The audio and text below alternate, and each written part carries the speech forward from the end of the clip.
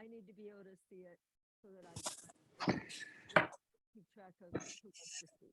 We're going to give this a shot until our new microphones come in with the lights. We'll see what happens. All right. For those of you who may need translation services, we do have translation available, and you will see on your screen, your Zoom screen, there is a little icon that looks like a little circle, like a world. If you tap on that, then we will have translation services available to you. Buenas noches, bienvenidos. Esta junta va a tener interpretación al español. Si necesitan los servicios, pueden accesarlos en la barra inferior de la pantalla eligiendo el globo terráqueo. Thank you.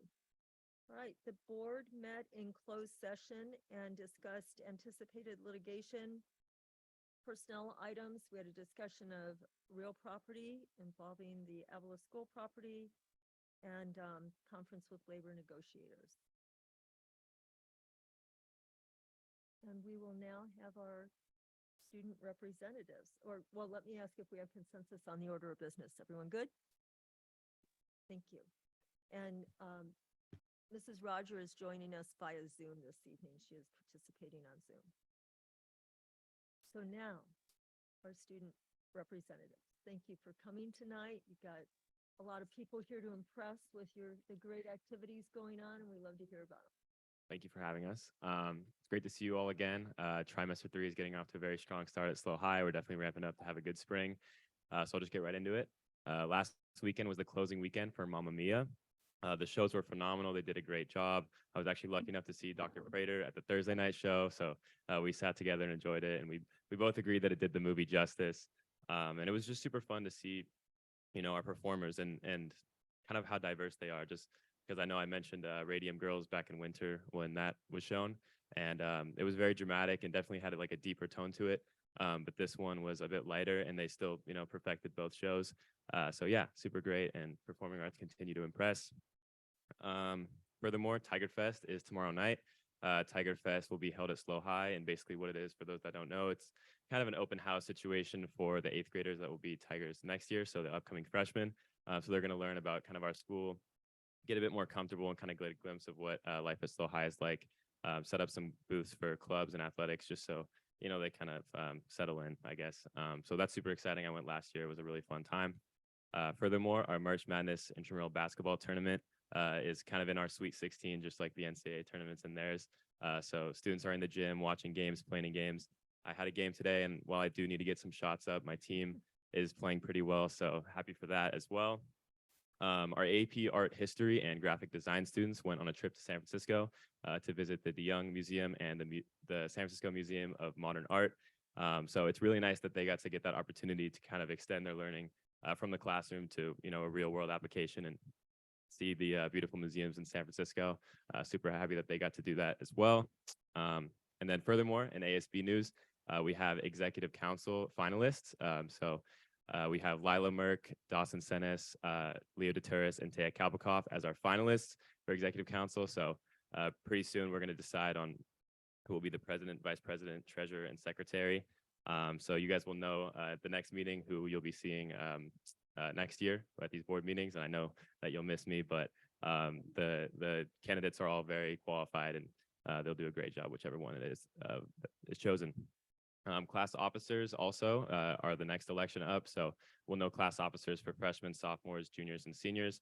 So whoever gets those also will be kind of having a huge hand in what goes on at our school. So a very important time for elections at SLO High.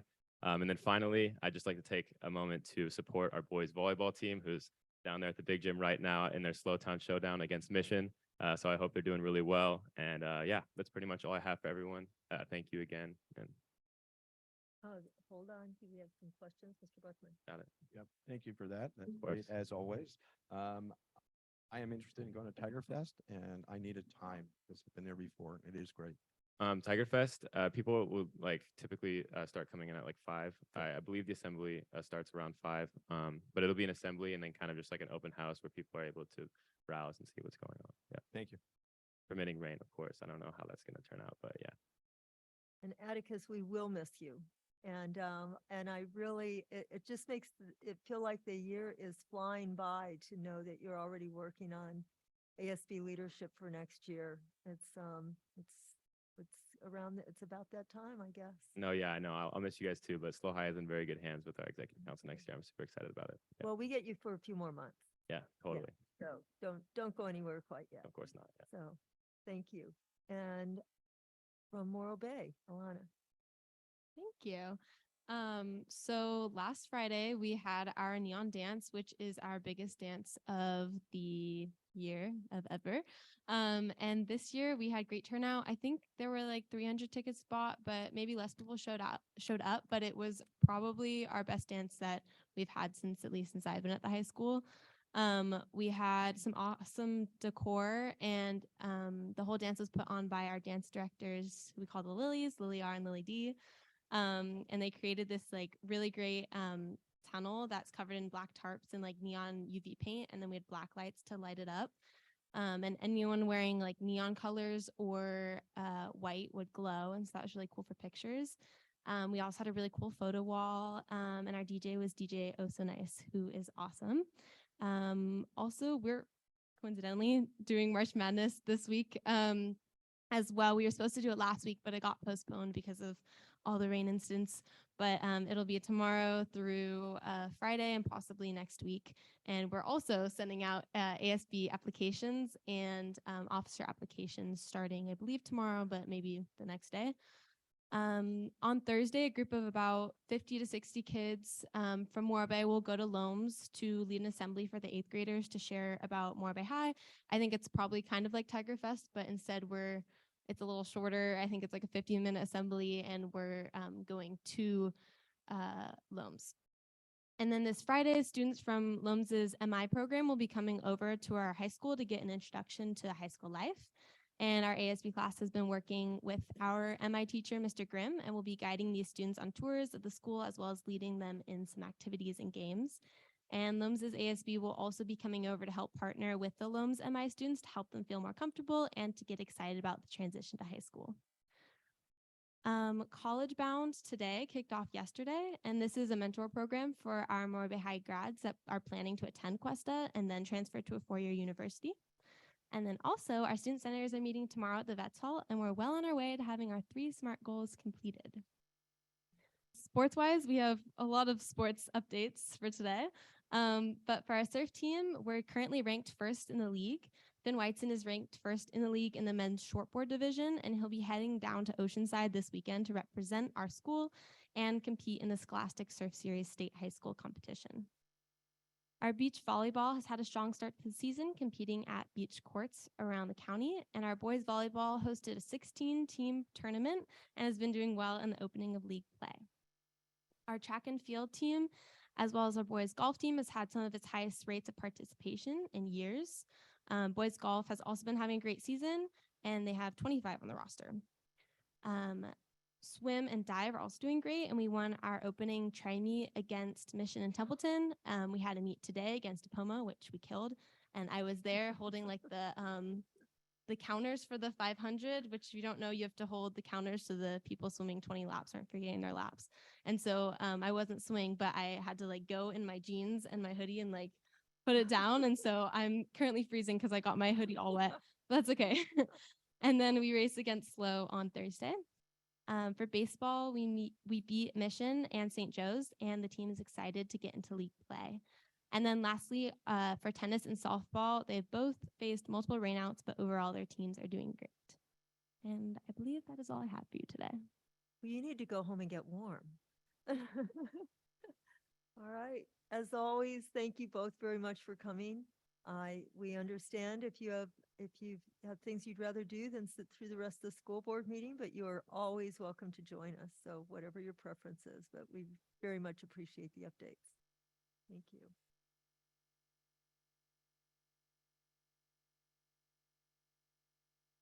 Mr. Mayfield. Yes, good evening. We have the Hawthorne Eagles here tonight with school highlights, and Principal Brittany Tricama will introduce the Eagles she brought along with her to help do this presentation. Hey, thank you so much. I'm going to get my screen up so so that we're ready to go.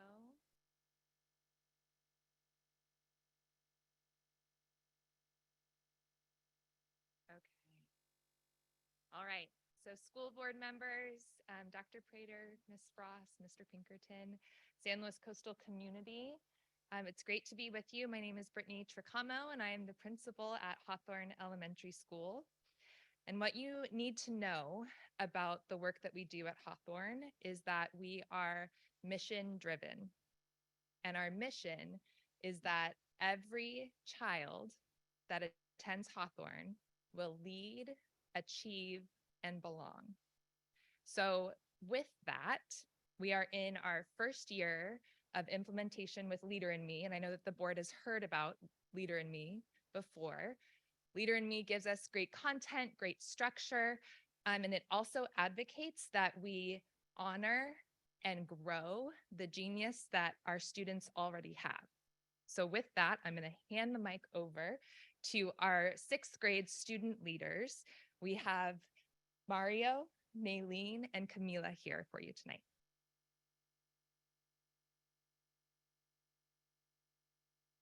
Hi, my name is Mario. I'm a sixth grader at Hawthorne. We'll be talking about what it took to get to this point of our leadership journey. The goal for our team was to create leadership roles for third through sixth graders that would allow students to use their strengths or interests at school and support our Hawthorne community as a whole at the same time. We saw leadership roles as a win-win for our school. While planning, we realized there could be even more benefits by adding these roles to Hawthorne. We want students to have a place to practice leading themselves and others, as well as to provide the opportunities for students to connect with other students with interests and passions. Being on a team with different grade levels and different teachers creates opportunities to have more relationships with different staff members, and it helps make students feel like they're part of something bigger. This was not an overnight process. First, Student Lighthouse team brainstormed ideas they thought our students would enjoy and would help our school run smoothly. Then, we asked Hawthorne students for more ideas at recess to hear from our peers directly. Next, we looked for patterns and connections between all of the ideas. We realized many of the ideas would help us with our mission to lead, achieve, and belong at Hawthorne. We categorized the goals into these three branches of our action team system. We also visited during a staff meeting to share our progress and ask for input. In the end, we decided to have that each action team would have 5 leadership roles that we hoped would help our school run more efficiently, help our students achieve academically, and help everyone at Hawthorne feel like they are seen and valued each day they are at school. Our team's end in mind is to help our community spaces run smoothly. Team Green will be starting a vermicomposting system with the help of One Cool Earth program, and will work closely with the cafeteria crew, who will help keep our eating area tidy and organized. Recess equipment managers will help maintain our shed so we can continue to enjoy all the equipment we have, and the news reporters will communicate all things Hawthorne each Friday morning during announcements. Our Achieve Team Made School is to support Eagles in their academics. This team includes ST math coaches, editors, book buddies, library legion, and our innovation team. In the third trimester, we will be working to connect upper graders with primary students to work together during math, reading, and writing workshop times. The Belong Action Team cares about making sure all Hawthorne students feel seen and valued at our school. 3 Team starts a day strong with warm welcomes. You can see one of our 5th graders dressed as Eddie the Eagle here. Our buddy benches have been ordered, and the team is excited to decorate them and create a place to connect kids at recess. Our yearbook and create teams are filled with artistic students who are ready to add their style to our campus. The Peacekeeper team is being trained by our school counselor to help people who are in a conflict or need someone to talk to. We are just starting our leadership role journey, and we are excited to start strong after spring break. When 3rd through 6th meets in their action teams, TK through 2nd grade meets and takes part in a synergy project around our school. Their end in mind is to show that we value our space. They have scrubbed our school clean, picked up trash, and added chalk to beautify the playground. In their classrooms, many have leadership roles that help their classes run smoothly. These classroom positions are another place where Hawthorne students get to practice their leadership skills. Okay. So as you can see, there's a lot of exciting stuff happening from kids at Hawthorne. We are working to empower students to be leaders and to achieve their goals and to belong in the space that is theirs, their school. So thank you, sixth grade leaders. Thank you, Mrs. Childs. Thank you, San Luis Coastal community. We appreciate it. Thank you.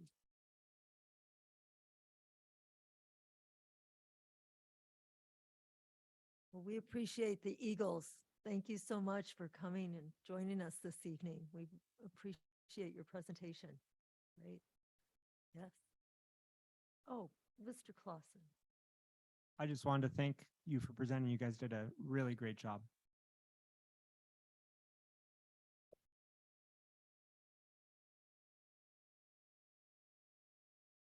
We're gonna go get some pizza. I think you should. Well earned, well earned.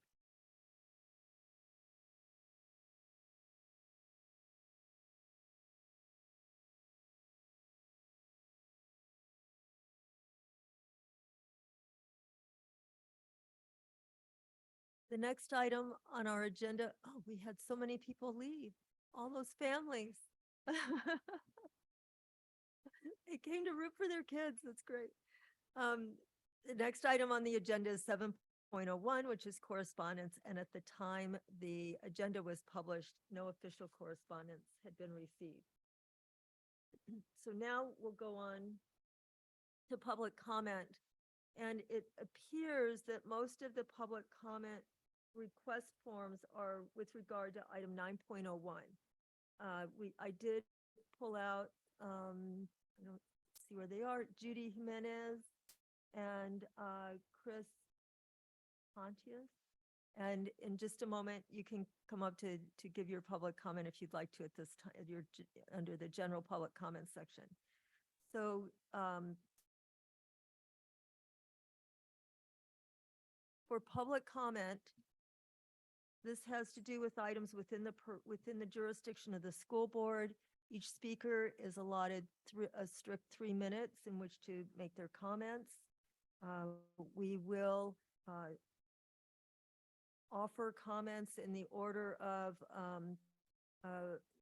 presented. I've tried to keep track of these in the order in which they've been given to us. We will have comments in the following order: in-person public comments, virtual, so Zoom public comments, and then written.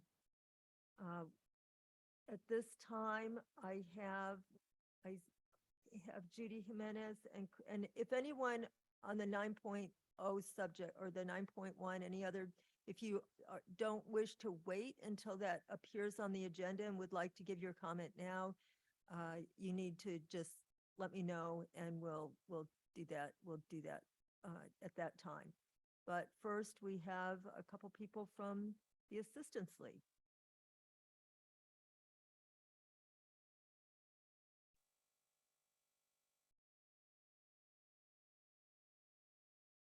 Good evening. It's nice to see you all again. We were here last year. Just want to give you an update on what we're doing with the kids.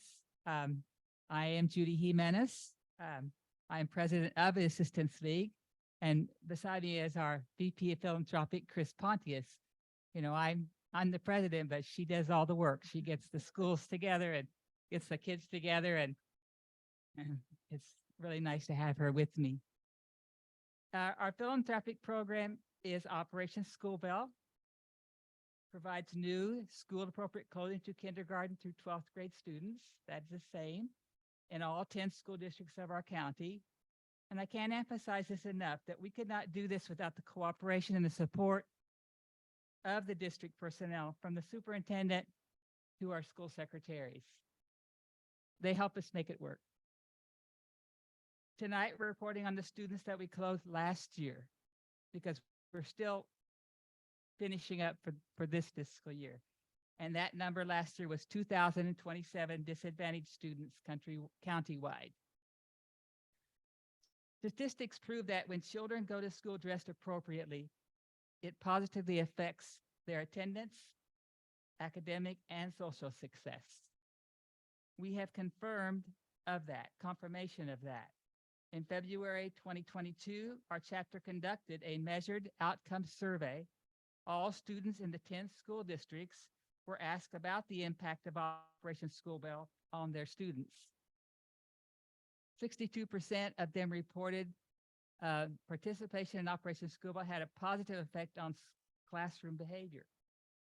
77 reported students' participation in the program had a positive effect on student confidence. And 98% reported that the program serves a high priority need in their school. First and foremost, we want these students to succeed academically, but we also want them to have the full benefit of what their schools offer them.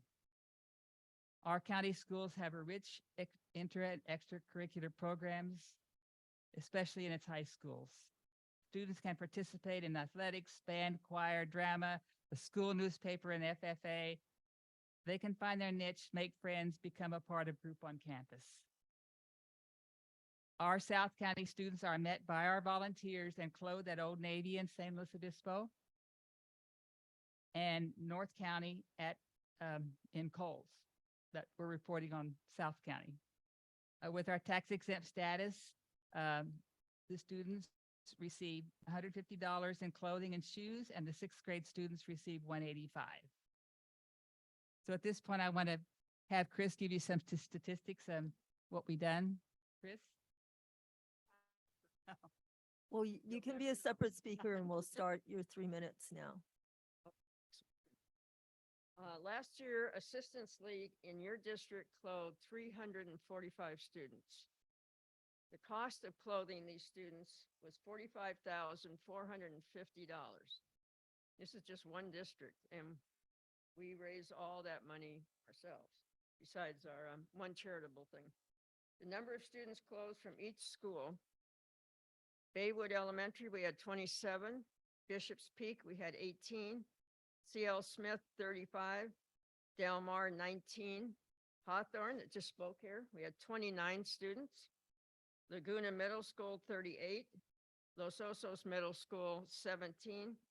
Los Ranchos, 10. Monarch Grove Elementary, 18. Morro Bay High School, 24. Pacific Beach Continuation High School, 25. San Luis High School, 31.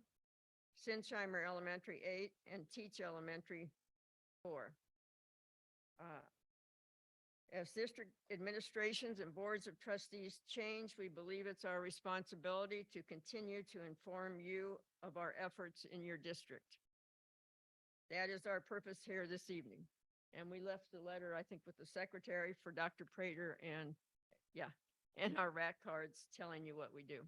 And thank you for having us tonight. And I will tell you a little thing. We'll see you next year again, but this year we even did more kids, clothed more kids. So that's great. Thank you. Thank you. Thank you for coming. All right, at this time, I'll ask if anyone else wishes to address the board or if you are waiting for the agenda item to come up. All right, anyone, Ms. Dawson, anyone on Zoom who wishes to address the board at this time? Thank you.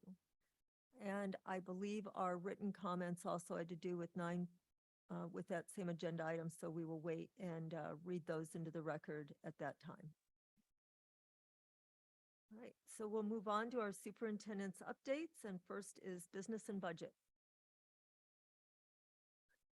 Yeah, just a couple of quick things for the board to know. We just received the new rates for the year, health insurance rates. So I'll have my health insurance committee. We have representatives from each of the union groups, the CSEA, SEIU, the teacher association, as well as our kind of management and confidential staff. And so we'll be going through that and discussing those things. And it looks like increases are looking like about 150 a month. So it's kind of a little bit higher of a jump than we've seen over the past years with COVID. We saw kind of rates reduced overall in terms of use of medical procedures and those types of things, right, to be expected, during that time, and it's really ticked up since then. So we belong to a self-insured pool called SISC, right? So this past year, a lot of people using health insurance. The following year, a lot of people kind of catching up with maybe some of the procedures and things they didn't do. So that is something that, of course, is something that both affects the district as well as employees, right? Because though we share the first 6,000 or 5,000 of the plans, and it's a 50-50 split. So those are costs that, again, go directly to our employees as well as the district. So we're constantly looking at that and trying to do whatever we can to offer a variety of plans to our employees. Some very, very low cost and some can be very high cost, depending on the level of insurance they want to receive. And then lastly, I will tell you too, we're in the midst of open enrollment right now. Yeah. The $150 you mentioned, was that an average across, will that be an average across all the proposed policies, So or it's is really that for the highest cost policy? And that would be the highest cost plan. I think the second plan was about 136 a month. So it drops as you go to the lower level plans. And that's a monthly amount. So, and then also I wanted to let the board know that we're in the midst of open enrollment right now. So, during this time of the year, we kind of reach out to all the parents to sign up their kindergartners, their TK students now, right, with our new TK program. We also solicit for anybody who wants to enroll at Pacheco or at Maywood, right, for our dual immersion programs or for Teach.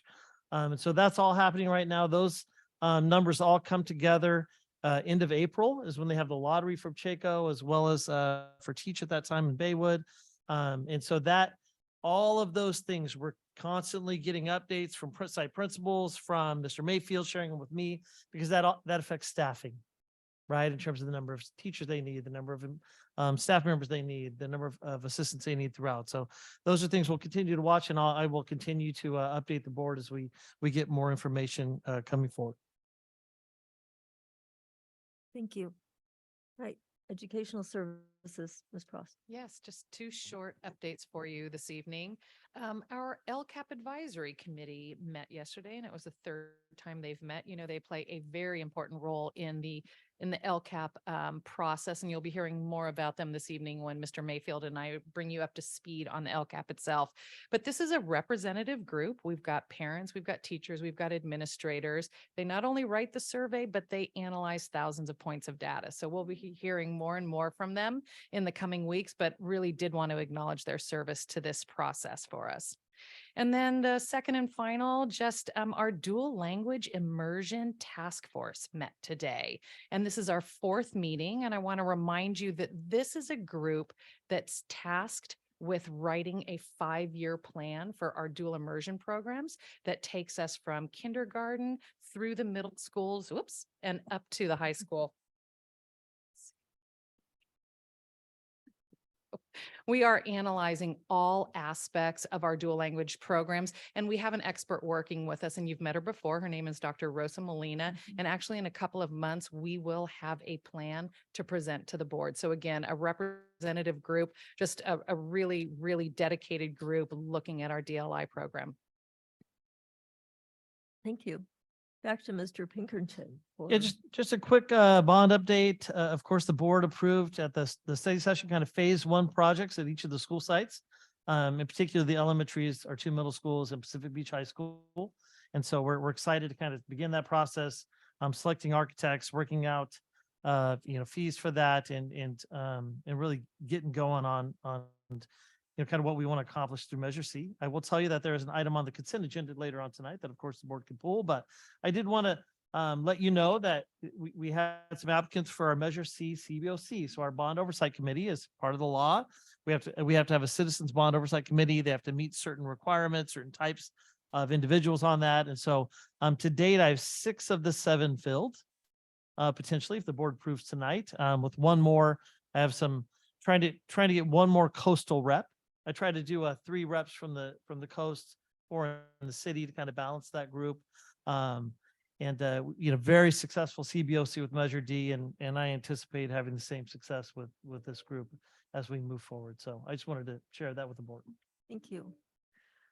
All right, next on the agenda is 9.01, something several of you are waiting for. I wanted to state that if anyone wants to speak, go ahead.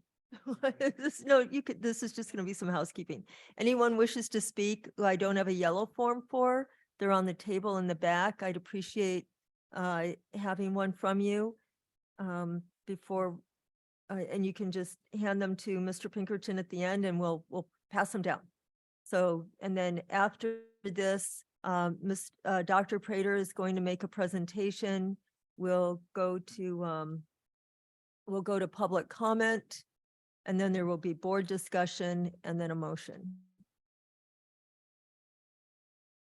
Dr. Prater. Yeah, it's thank all you. yours. Good evening, Board President Sheffer and trustees. This item is here before you tonight. I placed a summary in the agenda item, but I put together I just synthesized my thoughts that I wanted to share with you this evening in addition to that. And I know this deserves a lot of discussion, so I thought I would just kick it off. And Measure D passed in November 2014 for $177 million, tasked to modernize our 2 comprehensive high schools with over 72% of our voting public voting in the positive. During these facility projects, we're proud to say that over 70% of the contracts were bid by local contractors, awarded to local contractors and architects. In November 2022, right on the heels of us completing our Measure D projects, San Luis Coastal passed Measure C for $349 million, with the task to bring our elementary and middle schools, along with Pacific Beach High School, into the 21st century. In January 2023, we began to hear about project labor agreements, or PLAs, or workforce labor agreements, from public comment during the board study sessions that we hold each month. In February 2023, our legal counsel prepared a presentation per the request of the school board to lay out the pros and cons of entering into a PLA, largely because most of us don't really know much about it. We did not do a PLA for our Measure D project, so this is something that's new to us. The Arnie Sandberg, our legal counsel, presented a very nice presentation, and during that study session, there was tremendous input and conversation by the board regarding those pros and cons. Since January, we have heard multiple comments and received excellent information from those that would like us to enter into a PLA and those that urge us not to enter a PLA based on their own experiences and perspectives. I must commend both sides of that interest for their professionalism, for their well-articulated positions. I really personally appreciated that. As we proceed with decisions for Measure C, I have placed a recommendation for board consideration and discussion this evening. And as you know, my recommendation as superintendent is that we not participate in a PLA for Measure C. I realize there'll be lots of conversation this evening, but I wanted to put my position out for you for consideration. Thank you. All right, we will go to public comment. This is on the yellow sheets, and after that, we'll go to public comment via Zoom. And I'm going to call names in the order in which I have these listed, and so you can be prepared. First, I have Tom Fulks, followed by Tom Mano, followed by Stephen Quaglino. Madam President, board members, executive staff, my name is Tom Fulks. I live in Morro Bay. I have 2 adult children who have been through this school system. I don't think I have been to a school board meeting in 40 years, but here I am. I wanted, before I give you my remarks, just to commend and thank all of you, board members in particular, for doing what you're doing, for serving the public, for being dedicated to the community, I really appreciate that. It can't be an easy thing to do these days. And so that has been duly noted by myself and just about everybody I know. I don't really know how to address the superintendent's verbal remarks since they were not in the staff report. Some of them were. And as an old investigative newspaper reporter, I will tell you, you expect to see in the staff report what's presented to the board at a public hearing. So I just wanted to make note of that. I came to speak in favor of project labor agreements. I came to speak against the recommendation to deny. And I wanted to make note that obviously the reason I'm in favor of this is, in spite of the presentation, we want to make sure that these local tax monies stay with local jobs. And in particular, local jobs that are associated with organizations that provide workforce training. I'll note that the school district doesn't really have a workforce training program. About the best workforce training program there is in the county right now is the apprentice programs for skilled labor by our local labor organizations. It's a really important thing to do, especially for the kids who don't want to go to college, for kids who want to learn a trade. They've got to go and get an apprenticeship, and these jobs support that. Secondly, I would like to take issue with the statement that project labor agreements weren't brought up during the campaign. They may not have been brought up here during the campaign for Measure C, but they sure as heck were brought up in the advocacy that was distributed throughout the community by your citizen advocates for the measure. Moreover, during the school board race, project labor agreements absolutely were brought up, and they were discussed, and during endorsement meetings and so forth, there was a lot of support expressed for project labor agreements. So I just wanted to remind you of that and encourage your board to follow your heart with this issue the way you have followed your heart into becoming an advocate for children and an advocate for public education. It's really important for our local community, and I thank you. Thank you. Tom Mano, followed by Stephen Quaglino, and then Larry Wysong. Good evening. My name's Tom Mano. I'm the president of Mano Construction Company in San Luis Obispo, proudly celebrating our 142nd year in business in San Luis Obispo. Mano has built or worked on every school in your district over that time frame. We continue to hope to do that. And I'm here tonight to urge you to not enter into a project labor agreement, as I feel it's not beneficial to the community, nor the school district, nor the taxpayers, as it limits competition, limits local participation. Mano would not be participating in projects that involve a PLA, and would take away from the local community, workers, etc. If you elect to not enter into a PLA, any firms that could bid in a PLA could still bid without a PLA. And I believe you would get numerous additional bids from local contractors, some of whom you'll hear from tonight, who are not willing to enter into a PLA for their own company's part and also for their employees' benefit. We all pay our employees the prevailing wage on your projects. The difference between union and non-union participation is that the benefits are paid to the man. I cannot support a PLA in this district for this bond measure, or really for any public works project. Thank you. Thank you. Stephen Quaglino, then Larry Wysong. Good evening. My name is Stephen Quaglino. I'm Vice President of James A. Quaglino Incorporated, Quaglino Roofing. We've been in business for 101 years.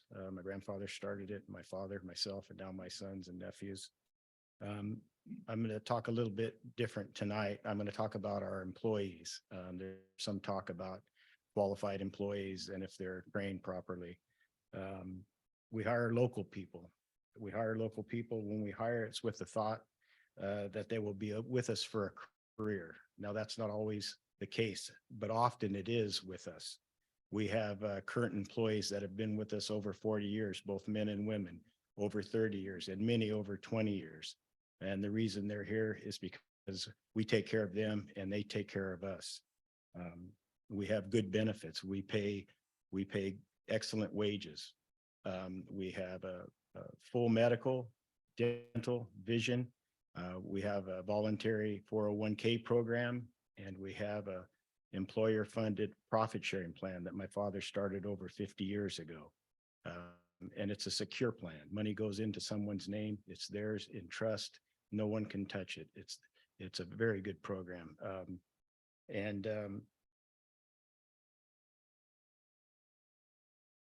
I'd just like to say that everybody talks about the contractor and stuff. The contractor's nothing without his employees. Our employees are quality people. They have families. We respect them. Our employees have roofed this building 3 times. And so we're here to stay. We'd like to do your work. If you do a PLA, we'll be excluded. Thank you for your time. Thank you. Larry Wysong, then Alec Garcia.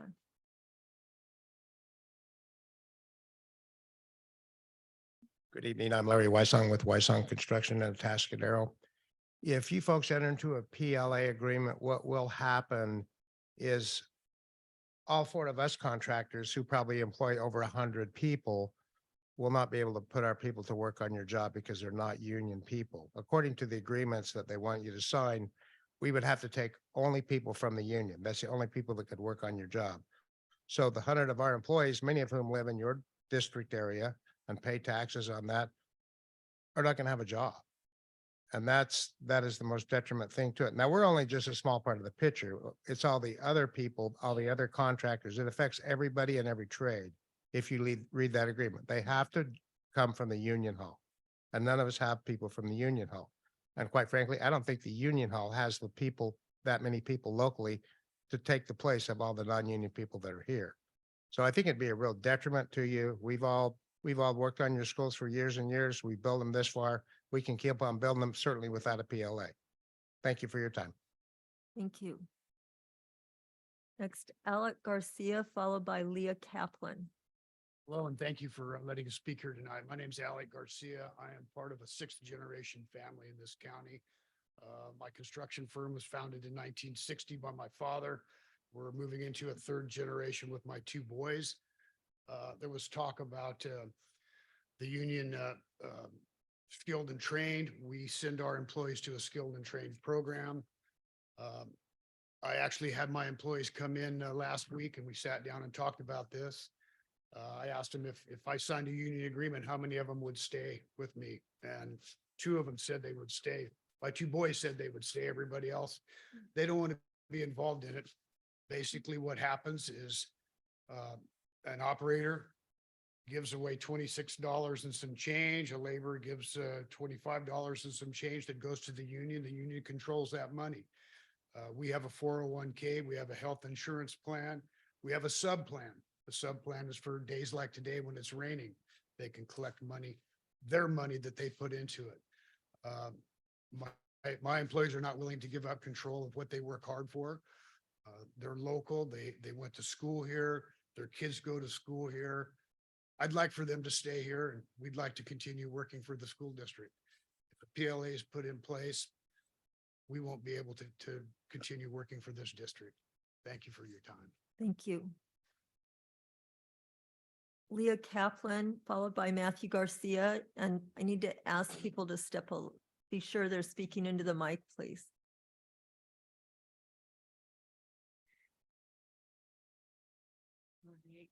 Good evening. My name is Leah Kaplan, and I want to thank you for holding this public forum. I am a credentialed teacher working in the elementary school system throughout our county for this district and for our South County district. I'm here to say with all due respect that I do think the community will be negatively impacted if the board follows through with the intent to not participate in a project labor agreement for Measure C bond facility projects. I think it represents a dismissal of the livelihood of local union employees in favor of competitive bidding pools. Why not continue obtaining high quality local labor by ensuring that union contractors have the rights to work in their own community? If the answer is because of the negative impact on the bidding pool, I am hearing that the cost of the labor is more important than the quality of the labor. The quality of the labor is not just about the final product, but also the individual citizens who are working to sustain themselves by bettering their own community. The quality of the workforce matters, and these union workers are our students' parents, their siblings, cousins, their aunts, uncles, neighbors, and it is meaningful for students to see local role models at their school sites. It has an effect on how students are able to consider themselves as members of our community. Furthermore, some of our district students may join union apprenticeship programs in pursuit of self-sustaining careers. What does it communicate to those students to know that a union apprenticeship may be elongated or disrupted due to their own district's desire to save money? There are more important things for the district's integrity and the community's well-being than a competitive bidding environment. And I thank you for listening to these comments tonight and considering what you will do next. Thank you. Okay.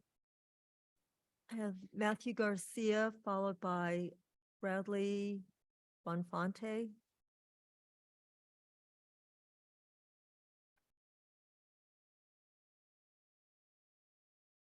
Good evening. Good evening, everyone. My name is Matthew Garcia. I am 31 years young, and I am a first-year plumber, pipe fitter apprentice. I live here in the city of San Luis Obispo, and I attend my apprenticeship training classes in SLO at the local 403 apprenticeship training center. During my 5-year apprenticeship, I have to complete 1,500 hours of on-the-job training and 240 classroom hours each year. This number equates to 7,500 hours of on-the-job training and 1,200 classroom hours in total for the 5-year apprenticeship program. Without a local hire community workforce agreement for the bond work on our schools, apprentices like myself have no assurance that we'll be working on these projects within our community. This directly affects my education, my ability to successfully complete my apprenticeship and attain a middle wage career as a plumber and pipe fitter. Ever since I joined the Plumbers and Pipe Fitters Union, I've had a better life, earning a livable wage, health benefits, pension, with a positive outlook on my future for when I do retire. Keeping the work here local will be beneficial for the community of SLO and its residents like me who live here and are trying to make a life for themselves. It's been tough not having to work available locally. It hurts my education. It hurts my chances of a greater future in my career. I would feel disheartened and feel cheated to know that our work could potentially be outsourced. We have plenty of apprentices willing and ready to work right now on projects like these locally. I'm working hard to learn as much as I can about our trade and to be successful as a student and a resident in SLO County. But without the support of the school board for local workers, our futures are left to chance. I respectfully ask the board to support a local hire community workforce agreement. Thank you.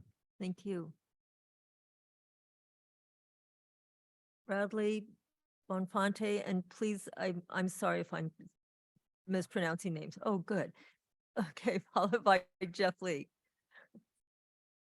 Hi, everybody. My name is Bradley Bonfante, and I live in San Luis Obispo. I am a second-year local apprentice plumber and pipe fitter. I'm very concerned that the district put my local opportunities of work in jeopardy by putting out $350 million in bond work without any consideration for the local workforce. Without a community workforce agreement, out-of-town employers are free to bring in workers from other areas and other local workforce, and economy will see none of the benefit. This is bad governance, and you as our elected school board have a duty to fairly and carefully utilize our tax dollars to benefit of this community and its workforce. Strongly urge the board to support our middle class and support a community workforce agreement. Thank you. Thank you. Right. Jeff Lee, followed by Susan Devine. Good evening, Madam President, board members and staff. My name is Jeff Lee from Grover Beach, and while I am no longer an elected official, I was the board president of the South San Luis Obispo County Sanitation District at the time that we deliberated and decided to enter into a project labor agreement. So a couple of items that came before us was a discussion of how this would impact labor, how this would impact contractors, how this would impact local workforce. We found that entering into the PLA had some very beneficial items. We still had contractors that did come forward and provide bids. We did have a lively discussion and ultimately a non-unanimous discussion, but we did enter into that PLA. Some of the things that it benefited was the implementation of that is you are going to do prevailing wage. You are going to have contract compliance already built into your contracts. This allowed for a particular set of percentages of local hires. The South San District has actually exceeded that. I believe almost 60% of the local force from the contractor is from local hire. The other thing that it did benefit, which you may not be aware of, is that if there is a contract conformance compliance discussion or a trade conflict, that is resolved without the district needing to get involved. And so any concerns about strikes or work stoppages, that is taken off the table with a PLA because that is built into the language that they will resolve that. The trades and the skilled workers will resolve that internally outside the district conversations, in which provides you protection and provides you with a quality work product. And that to date down in South Sanitation District is under budget, under schedules, and on time, and should be constructed and finished this summer. So I know this is a difficult decision. I've heard many of the comments that you're hearing this evening. It is in your hands. I encourage you to take the leap of faith and to realize that this will be good for local hire, good for your local contractors, and overall good for the district as well. Thank you. Thank you. Susan Devine, followed by Robert Vesely. I think I'll bring it down just a little. Good evening, board members and staff. I'm Susan Devine, a resident, a property owner, a taxpayer, and a voter in the San Luis Coastal School District, and have been for many years. As educators, parents, and working members of this community, most of us want our young people to learn, succeed, and lead productive lives. Many would like to see our young people remain in this community, some attending college, others learning a trade that will allow them to earn a living wage and be productive members of our city and our county. Project labor agreements have seen successes in creating an environment that bodes well in our local communities. They commonly provide uniform work hours, provide for using a local workforce, and utilize apprenticeship programs. And importantly, for present consideration, they preclude strikes or lockouts. The benefits of PLAs are important to a local entity. PLAs are misunderstood by some. They are not exclusive to union membership, and they do not exclude non-union contractors from bidding on a job. What they do is bode well for a workforce for the 21st century. Your staff report for tonight indicates that non-union contractors have indicated they will not bid on a project under a PLA. It appears to be short-sighted and approach moving forward the projects for which we voted to achieve. And although it's laudable to hire local contractors, it's just as important that the workers those contractors hire are members of our community, being afforded workplace protections that we all want in our workforce. A community-based workforce agreement is an opportunity to not only value that local workforce, it's an opportunity to look to the future of our city, a future of keeping our workforce in our community. Additionally, the economic benefits to our community by utilizing PLAs is another compelling reason and should not be overlooked. Numerous studies have indicated the benefits, which I hope others will expand upon, but they do include local workers being in our community, spending money in our community, buying homes, spending money on cars, raising their children. It's all part of it. And I think we need to really look forward and honor PLAs. Thank you. Thank you. Robert Vesely, followed by David Baldwin. Thank you, Madam President. I'm Bob Vesely, resident of San Luis Obispo. I'm also a civil engineer, which has an effect in my thinking in this.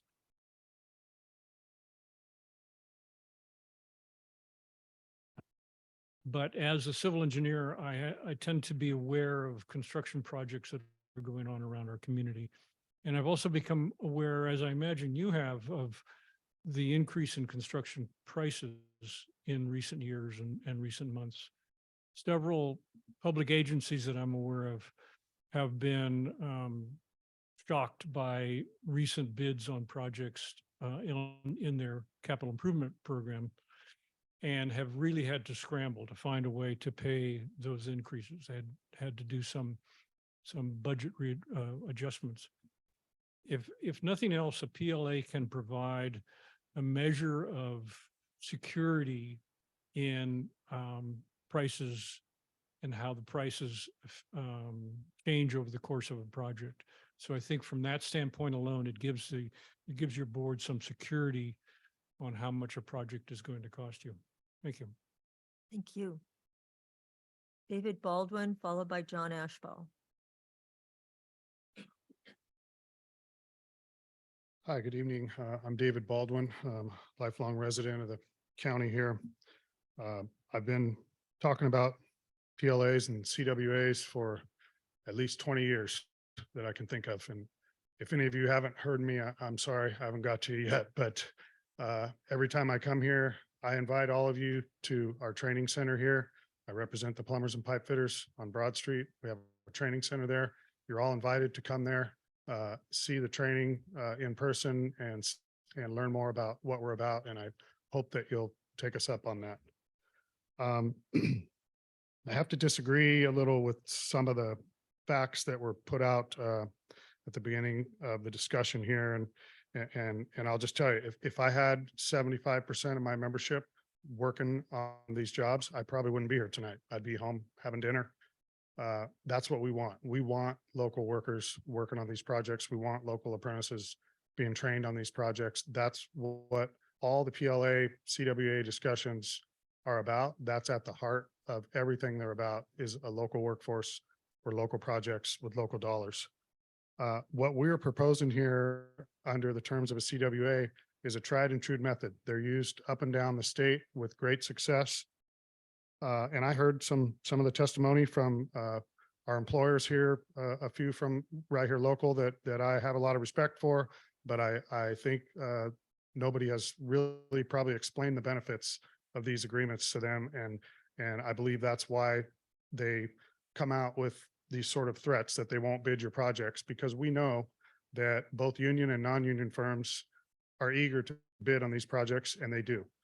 If you still doubt it, you can just look down the street at the WRF project, where we heard the same arguments, and we have a mix of both union firms and non-union firms who have won the bids and are working on that project today. I represent a whole bunch of really great apprentices and journeymen right here in San Luis Obispo. You heard from a few of our apprentices tonight, and they're much like probably all of you. They want a satisfying career. They want to earn a livable wage. They want to grow their lives here, buy a home here, have their families here, and they're willing to work hard to get that. It's a big commitment to be an apprentice in the trades. It takes a long time, a lot of hard work, and I commend them. I'm really proud to represent them. And all we're asking for is that you'll please not look us over. Please, nobody's looking for a handout here. We're looking for a fair shot to work on jobs in our own backyards that our tax dollars are paying for, and we don't feel like that's asking too much. Thank you very much. Appreciate it. Thank you. John Ashball, followed by Diego Cervantes. Thank you, Chair Sheffer, and thank you, board members, for your service here. I'd like to especially acknowledge the newer members of the board here, Mr. Banfield and Mr. Clausen. Welcome. This is the first time I've addressed your board in a long time, but I sat in your position on San Luis Obispo City Council for 8 years. Left there about 9 years ago, but I'm very pleased to see the progress that this district has been making with your use of the Measure C and Measure D monies coming up, and the monies that is evolving right now next door here at San Luis Obispo High School. I've been up here pretty much every week for the Key Club meetings, and I'm very pleased to see that. I'm especially pleased that I don't have a student in the LA Unified School District right now. You know, labor peace is so important. And I was amazed on my service in the San Luis Obispo City Council, how much time it required to attend to those labor issues. And it's extraordinary. It's a learning process, just like what you guys are tasked with providing at the highest level here. Policy evolves, and it evolved while I was on the San Luis Obispo City Council, so that I was required really to spend a little time learning about project labor agreements. One of the things I did learn, and I have to dispute with my friends in the construction community here, is that they do not require hiring from union halls. I'm disappointed to hear these folks saying that they won't bid on these. I encourage you to relook at them if your board ultimately decides to go with project labor agreements. I can tell you they've been very successful in the city of San Luis Obispo. The WRF agreement, the WRF project that David Baldwin just referred to was a project started while I was on the city council with a project labor agreement. That's the water reclamation facility, by the way, and it's an enormous project. But last I knew, I think it was $80 million, maybe more by now. But you're in a very, I think, early stage of learning about these agreements and the way in which they can benefit. I wholeheartedly agree with the positions that you've heard from people about the benefits to our local workforce, to the learning process of our trades. And I think you'll get quality work. I think it's entirely premature to declare your intent right now to not participate in the PLA. Take a good long look at it, engage the community, engage the contractors. I think it's a win-win for everybody. Thank you. Thank you. Diego Cervantes, followed by Daniel Mora. Good evening, board members. My name is Diego, and I'm a second-year student at Cal Poly from South San Diego. I'm extremely grateful for this opportunity to speak here. For years, I have dreamt of coming to university in this wonderful community to develop my skills to impact the future. But this did not come easy. My opportunity to be here was built on years of hard work and not necessarily academic. For 30 years, my father was a union airline worker and still is. He has loaded the cargo onto our planes, maintained the airports from which they take off, and he has been able to support my family and make the life today that I have possible. His labor gave me the opportunity to dream. Now, the world I grew up in is on a turbulent path. Costs of living are the highest they've been, and real wages are the lowest they've been in decades. And at the same time, the fabulously wealthy are getting richer than they ever have. Many back home, including myself, are having doubts if we're going to be in the future able to afford to live in the community that raised us. But there is a solution. I'm a former employee of Swinnerton Builders and a member of the Southwest Carpenters Union in Local 619. For just $25 a month, I was able to work under contracts that guaranteed me a prevailing wage, training opportunities for other trades, health and dental insurance, paid time off, and more. As the newest kid on the construction site, sweeping and throwing away spent materials, I was making $19.50 an hour.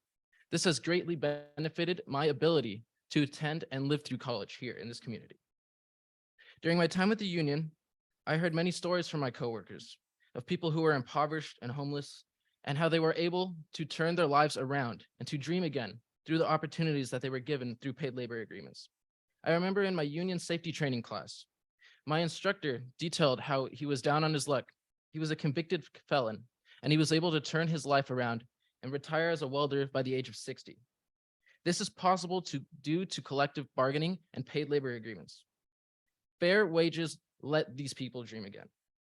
And I'm here to represent a whole generation of these dreamers. These are the people that will build the bridges that connect us.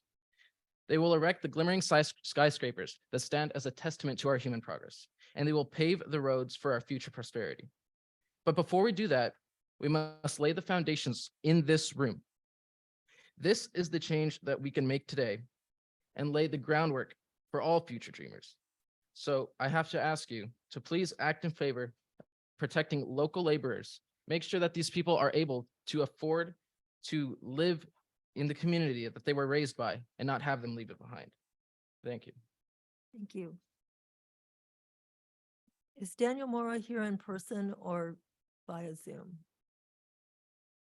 Okay, thank you. Then we'll get to him in just a minute. Corey Black is the last yellow sheet I have.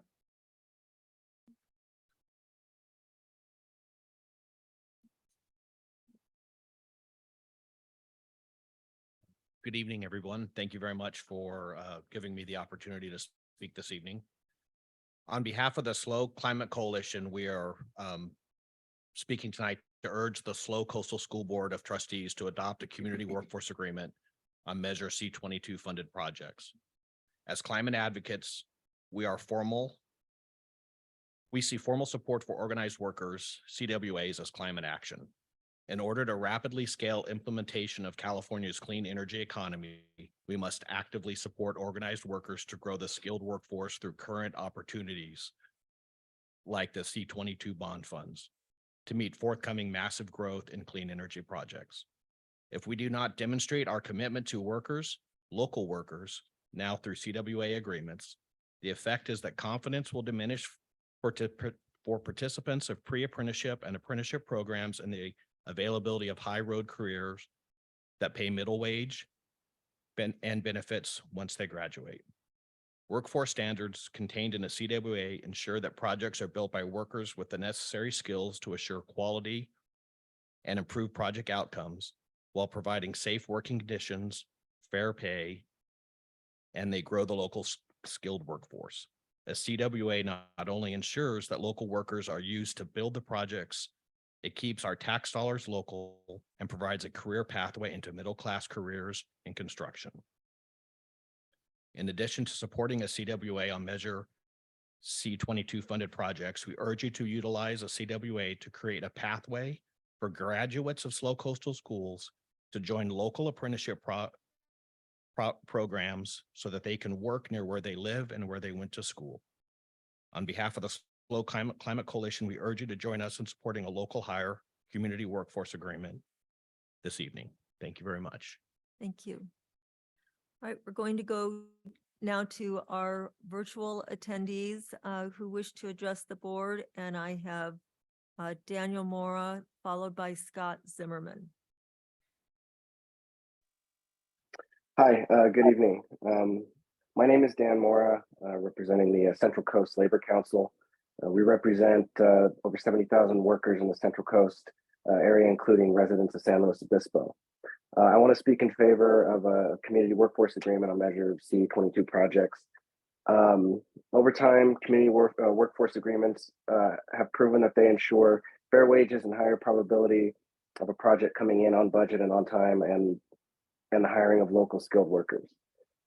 Non-union and union contractors can and do routinely bid and work on projects covered by a CWA. No contractor is ever excluded from the bidding process. There's no policy, law, or rule or mechanism that forbids or denies any contractor from bidding on a project. And I just want to say that because on the report, it stated that opposing contractors said that they won't bid on projects, not that they can't. So to me, that is a very important distinction. Public agencies have and continue to use CWAs to foster and grow innovative career apprenticeship programs that provide pathways into apprenticeships, which ultimately lead to careers with living wage income. Implementing a CWA would ensure that skilled local workers would be hired to improve infrastructure in their own community. It would also ensure that our fellow community members would make a living wage along with benefits such as healthcare, and it will have a positive impact on the community, the residents, and the local economy. And so please, I just want you to listen to some of these folks and don't give in to some of the threats. Policy-wise, nothing is forbidding anybody to make any kind of a bid on any project under a CWA. And so we are in support of a CWA for Measure C-22 bonds. Thank you. Thank you. Next, I have Scott Zimmerman, followed by Rita Casaverde.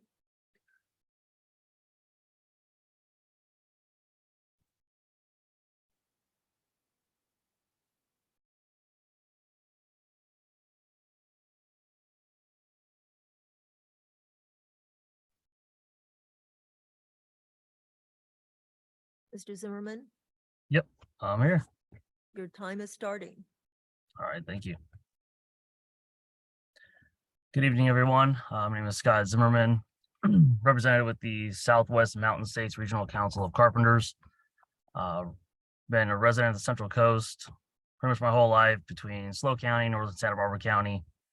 Graduated from Napomo High School, second class out of there.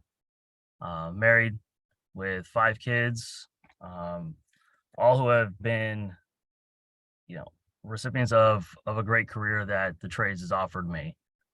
Coming up through, yes, as a union carpenter has given me not only a livable wage, a wage to provide for my family on a day-to-day basis, be able to put money aside, for the extracurricular things, my kids in their sports, but there's also a retirement at the end. There's a huge thing, healthcare. Heard that brought up by some of the contractors.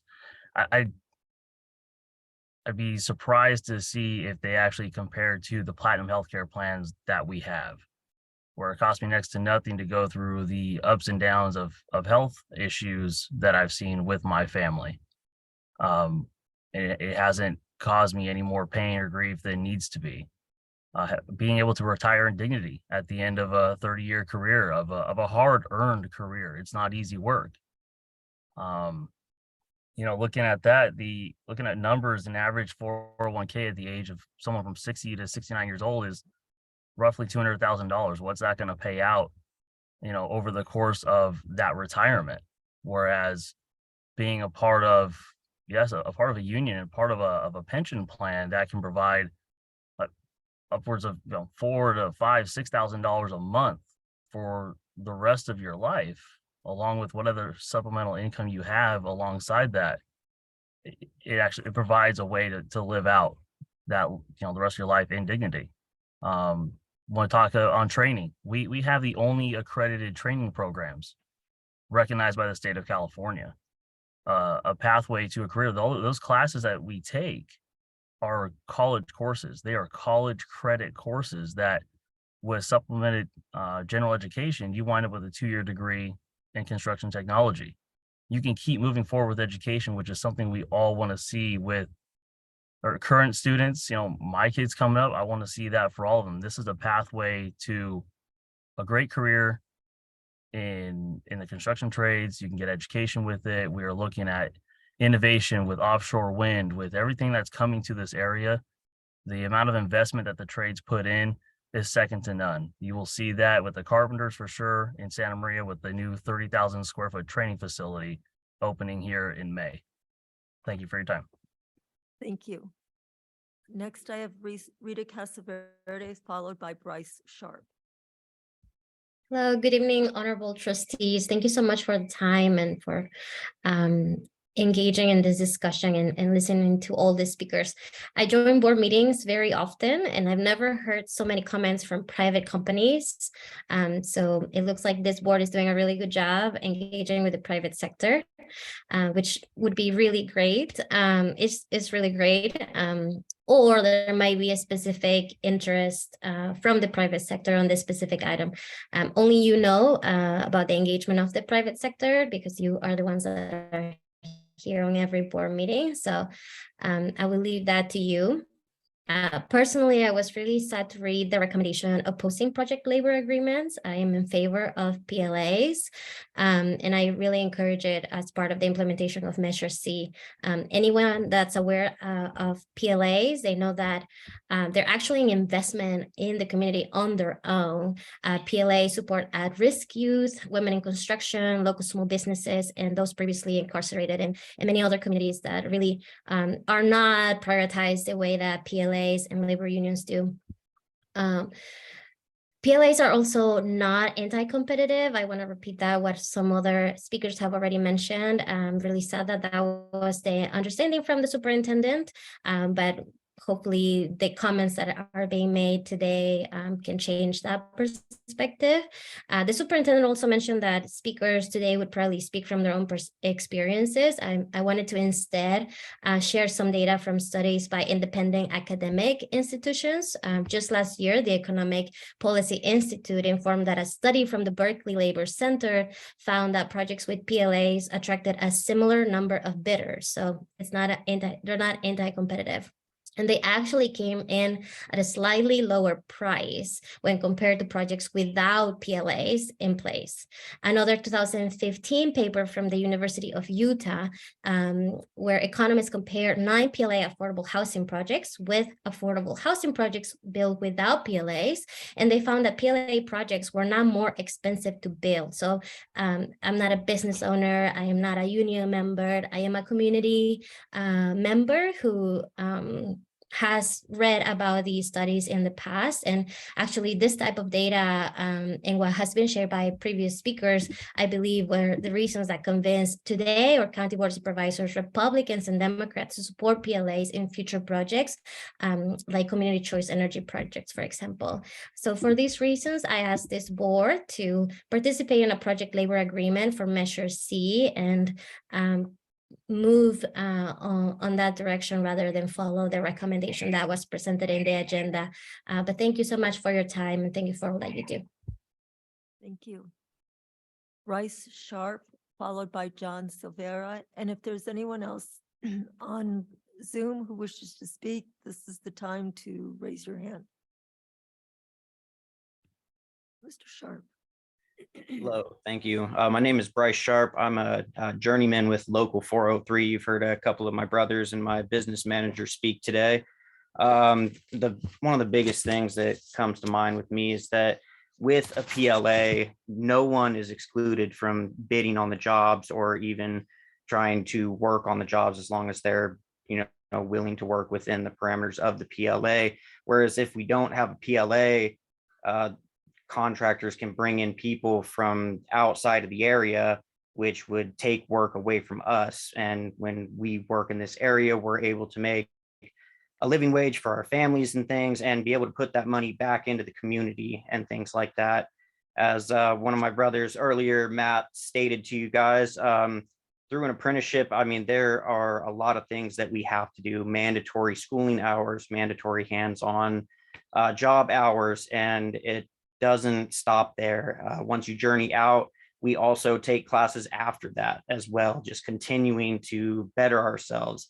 And sorry, I lost my place there.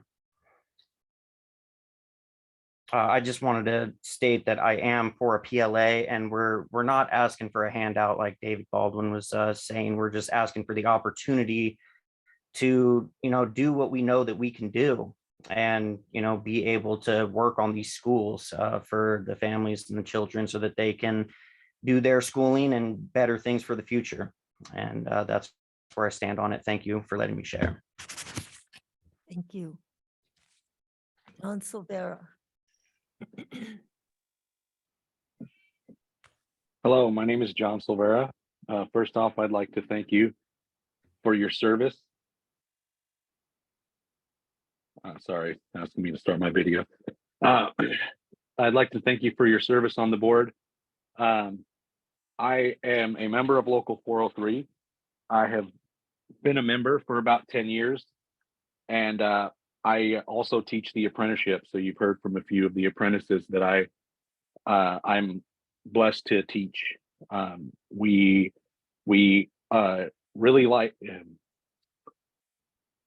really emphasize training and education in the trades, and we would love to bring in more students, more apprentices into our program, but we can only responsibly bring in as many apprentices as we can put to work.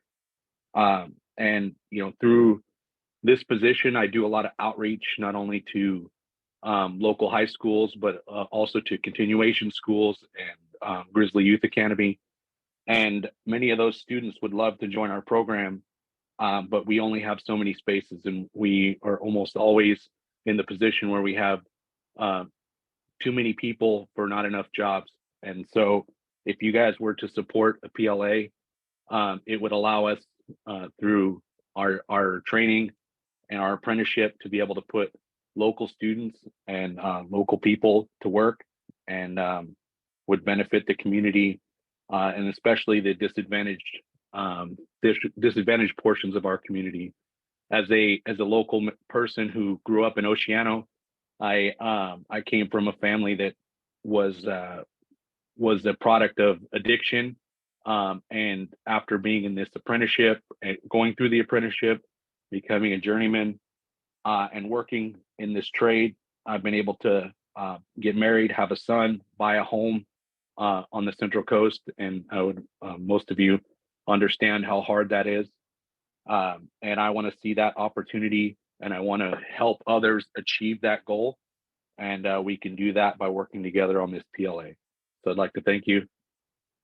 And that's all I have to say. Thank you. At this time, we have no more hands up, no more yellow sheets.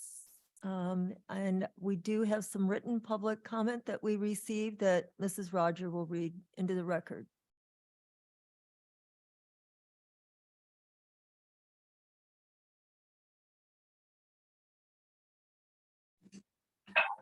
Okay, can you hear me? Yes.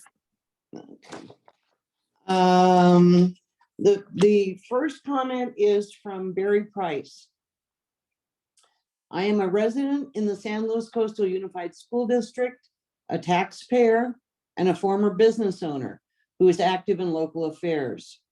When I voted in support of Measure C, I hoped that these projects would not only update and improve our schools, but would also provide much needed head of household jobs for our community and stimulate our local economy. I am therefore disappointed to see the recommendation to vote against adopting a project labor agreement, also known as a community workforce agreement, for Measure C bond facility projects. Those who argue that PLAs are anti-competitive may be misinformed. Several well-researched studies have shown that this just isn't the case. In fact, there is solid empirical evidence showing that PLAs do not affect the number of bids, that the lowest bids on projects with PLAs are no higher in cost than those without PLAs, and projects with PLAs had fewer problems and delays during construction. In Fresno, a 2021 study by UC Merced determined that municipal PLAs would, quote, have supported or bolstered careers for an average of 215 construction workers annually, end quote, resulting in a net economic benefit to the community. The study goes on to estimate that between, quote, 2013 to 2020 period, Fresno would have benefited with over $1.5 million per year on average in total increased income for construction laborers, end quote. A 2017 UC Berkeley study analyzed the construction of community colleges in California and determined that, quote, PLAs in comparison to non-PLAs attracted a similar number of bidders, came in at a slightly lower price point compared to the engineer's estimate, and had about the same or fewer construction problems, and trained more young local workers due to the social justice component of the PLAs, end quote. As stewards of our children's economic future, we must do our best to ensure that we encourage local jobs that pay living wages and provide the training and skills our kids will need in the future. PLAs/CWAs accomplish this while providing a reliable and well-trained workforce, keep our tax funds local, and are shown to result in fewer construction delays. They are therefore the most efficient and cost-effective way to approach district construction contracts and provide the best quality for the money entrusted to the district by the taxpayers. I urge you not to accept the staff recommendation and to participate in a project labor agreement for Measure C bond facility projects. Next is Emily Francis. Honorable school board members, I am writing as a parent of a 4th grade student in the San Luis Coastal Unified School District. It came to my attention that you will be voting on the use of project labor agreements or community workforce agreements on Measure C projects on March 21st. When I voted in support of Measure C, I did so with the hope that these projects would not only modernize and improve our ailing elementary schools, but also provide much needed head of household jobs for our community and stimulate our local economy. I am disappointed to see the recommendation to vote against the use of PLAs on Measure C projects. The recommendation seems to be based largely on the grounds that PLAs may decrease the number of bids on projects, therefore increasing costs. In reading the peer-reviewed research on both the economic impact of PLAs on the local economy, as well as the impact of PLAs on the number of bids and project cost, there is compelling evidence that PLAs result in more bids, lower project cost, and greater economic benefits to the community. In Fresno, a 2021 study by UC Merced determined that municipal PLAs would, quote, have supported or bolstered careers for an average of 215 construction workers annually, end quote, resulting in a net economic benefit to the community. The study goes on to estimate that between, quote, 2013 to 2020 period, Fresno would have benefited with over $1.5 million per year on average in total increased income for construction laborers. A 2017 study out of UC Berkeley analyzed the construction of community colleges in California and determined that, quote, PLAs in comparison to non-PLAs attracted a similar number of bidders, came in at a slightly lower price point compared to the engineer's estimate, had about the same or fewer construction problems, and trained more young local workers due to the social justice component of the PLAs, end quote. To me, as a local parent and educator, the last part of that finding struck me the most. As stewards of our children's economic future, we must do our best to ensure that we encourage local jobs that pay living wages and provide the training and skills our kids will need in the future. I urge you not to make a decision on PLAs until appropriate data analysis has been conducted, as well as a consideration of the importance of apprenticeship programs, as well as analysis of the local economic stimulation that can come from well-formed PLAs. Thank you for your time and consideration of this matter. Next is Patricia Harris. As a longtime resident in the San Luis Coastal Unified School District and someone who has paid taxes to support the schools for over 40 years, I am extremely disappointed to see that Superintendent Prater has recommended against adopting a project labor agreement, parenthetical PLA, also known as a community workforce agreement, parenthetical CWA, for Measure C bond facility projects. Our local union leaders have worked hard to educate board members on the benefits of a PLA, and apparently were assured that the vote was still months away. To have it placed on the agenda on short notice seems strange to me. I have always supported PLAs as a way to make sure that our local tax money will go specifically toward local jobs or local workforce training through union apprenticeship programs. Since a workforce training program doesn't exist in the district, the unions serve that purpose. $350 million is a lot of money that could go toward paying local workers who would then reinfuse the local economy with their taxes and purchases at local businesses. Contracting for this money with out-of-town contractors who bring in temporary workers for the project does nothing to add to our community's welfare and long-term stability. I urge the trustees to reject the recommended action on item 9.01 and participate in a project labor agreement for Measure C bond facility projects. Next is Michelle Shoresman. As a parent of a child in the SLCUSD and as a resident of the city of San Luis Obispo, I urge the SLCUSD Board of Trustees to vote against the item recommending the board reject the adoption of project labor agreements in projects implemented with Measure C bond measure funding. The staff report before you states that 75% of previous bond-funded projects went to local bidders and contracts, even without implementing PLAs. However, I would encourage you to ask staff for statistics on the percentage of local workers that were employed on those projects. Project labor agreements are an important tool to ensure that local buildings and projects are not only won by local bidders, parenthetically construction companies, but they also ensure that they are built by local workers.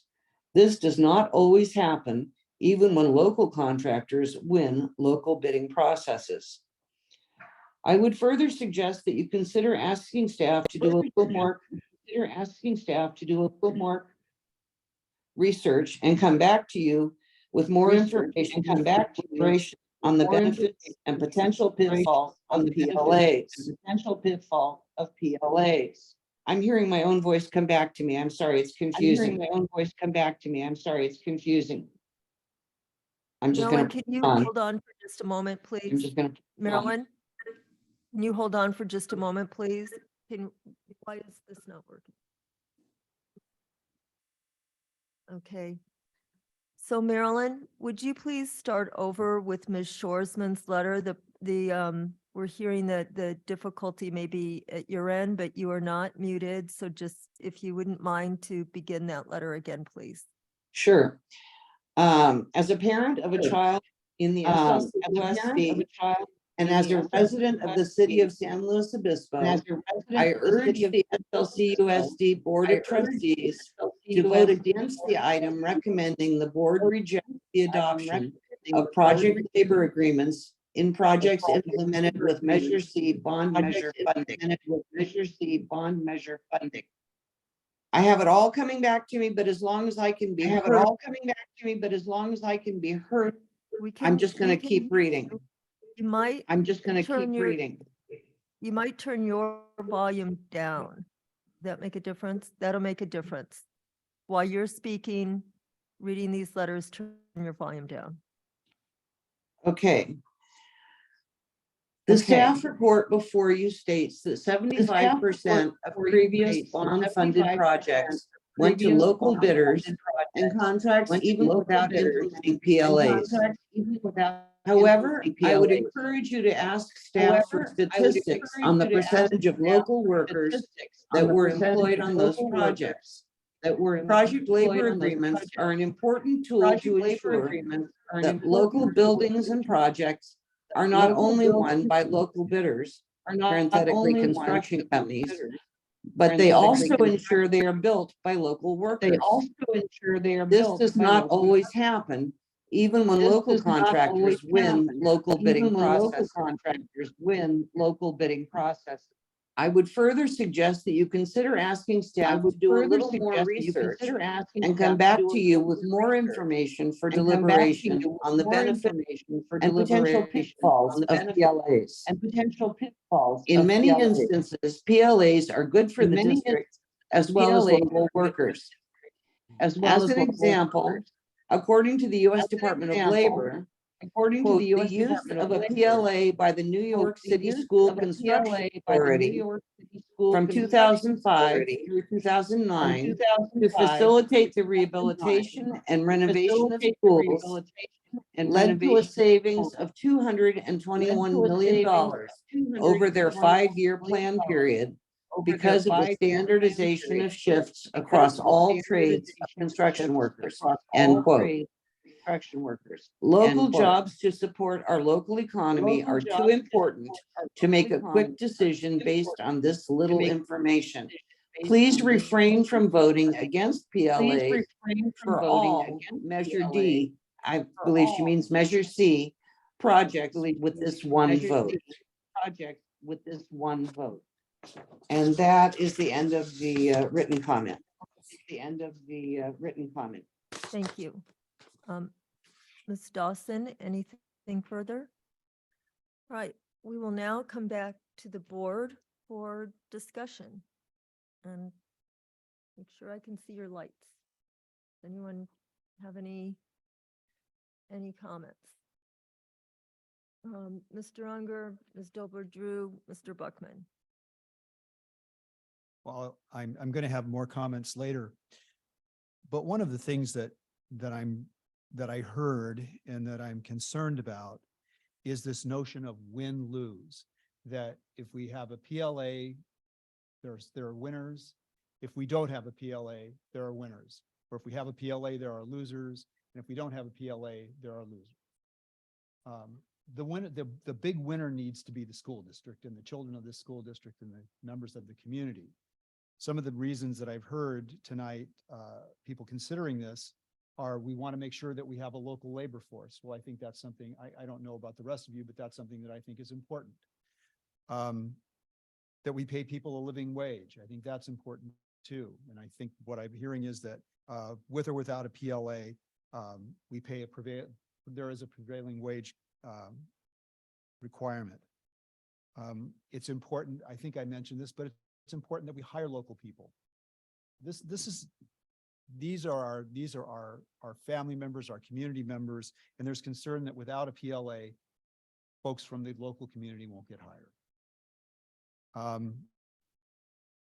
I'm curious about apprenticeships, and I think that apprenticeships are clearly important to everyone. And I'm wondering, what is it about apprenticeships that without a PLA, why do we need a PLA to have apprenticeships when we know that this is so important and we know it's so important for our kids? So those are just some things I'm going to throw out there for right now, and then I'll have some other comments later. Thank you. Ms. Dober Drew, and then you can turn your light out. Thank you.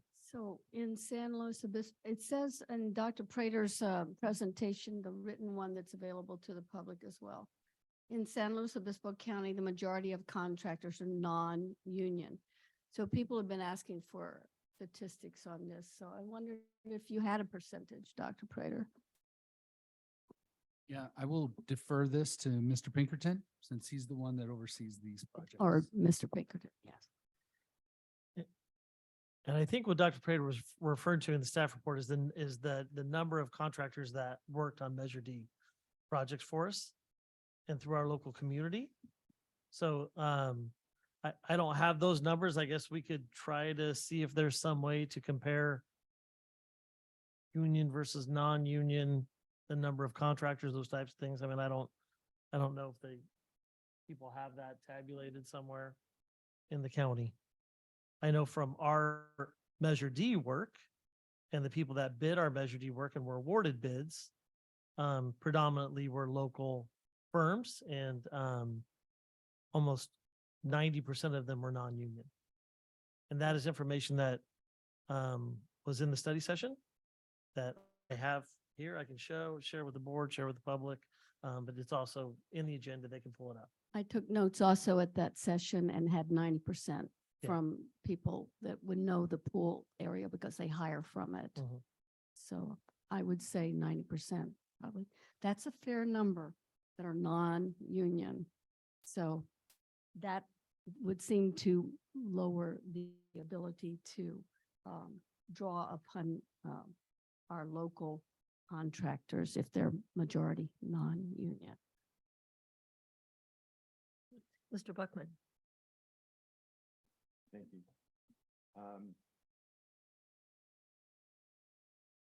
I just need to be very clear.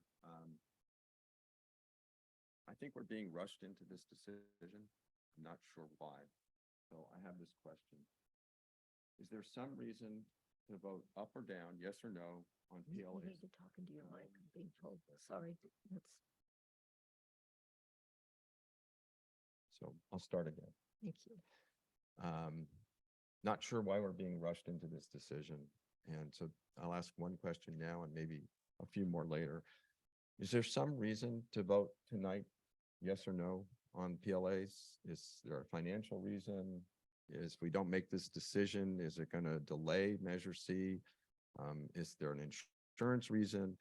Is there some distinct reason why we're trying to make this decision tonight rather than what we were told that we would have months to work on this?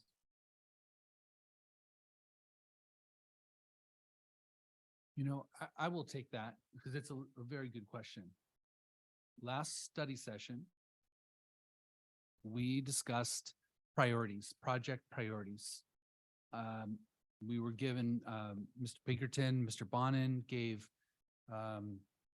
board members individually or in small groups opportunities to go and see the facility master plan and the site-specific phase one projects that that led into the last study session, which then we gave the green light to our team to say, yes, those are the phase one priorities that we should be looking at. Given the regular public comment on both sides regarding to do PLAs or not do PLAs, my thinking at this point is we have the information, we've gotten information from both sides, and it's clearly a decision that needs to be made. Now, from my vantage point, for our team to get moving on Measure C projects, we have to answer this question. Do we proceed with a PLA or not? If we proceed with a PLA, we need to get busy negotiating the PLA so that our team can construct our projects as we move forward accordingly. If we choose as a board, if the board chooses to not go with PLAs, we would proceed accordingly. And I just think it's important to not allow this to continue to hang out there in our community and with our board. I think it's valuable to have this conversation. I don't think this dialogue is going to change a whole lot a month from now, 2 months from now, 3 months from now, because I think there's good arguments to be had on both sides. I took a stab at a recommendation because I feel, as I stated in my report, that I feel that keeping the work local, providing a prevailing wage, and getting busy on getting these projects started is a priority. And I think one way or the other, we have to answer the PLA question. I feel we have plenty of information in front of us to make a good decision. Now, whether you agree with my recommendation is certainly your call, but I feel it's important we address this and move on so our team can get moving. Okay. So I have a few more questions, but I'm not hearing a distinct reason other than this is hanging out there. I have not heard why we need to vote tonight, yes or no, for a PLA. I have listened to everything as well. I can't remember during the discussion that we had Thursday, I can't remember a single reason why a PLA would not allow us to go ahead with the very, very early stages of just trying to plan and sketch and do some things that we need to do, what staff needs to do. So again, I'm not satisfied necessarily with the answer. I've already heard a fellow board member ask a question tonight that we couldn't answer. You answered it, but staff was unable. Oh, Ryan answered it. Okay, sorry, excuse me. All right, excuse me. I have to say that each time we've had a meeting, each time we've heard from the contractors, each time we've heard from the trades, I have more and more questions, not less and less. So tonight, I have new questions. And I need time to do that. I still don't understand why this vote needs to happen today. Tonight, we heard from about 20 people, maybe more. And we've limited everybody. We limited the contractors. We limited the trades to 3-minute sound bites as they come before us. I'm not sure that I have all the information. Every once in a while, we've said, your time is up. Your time is up.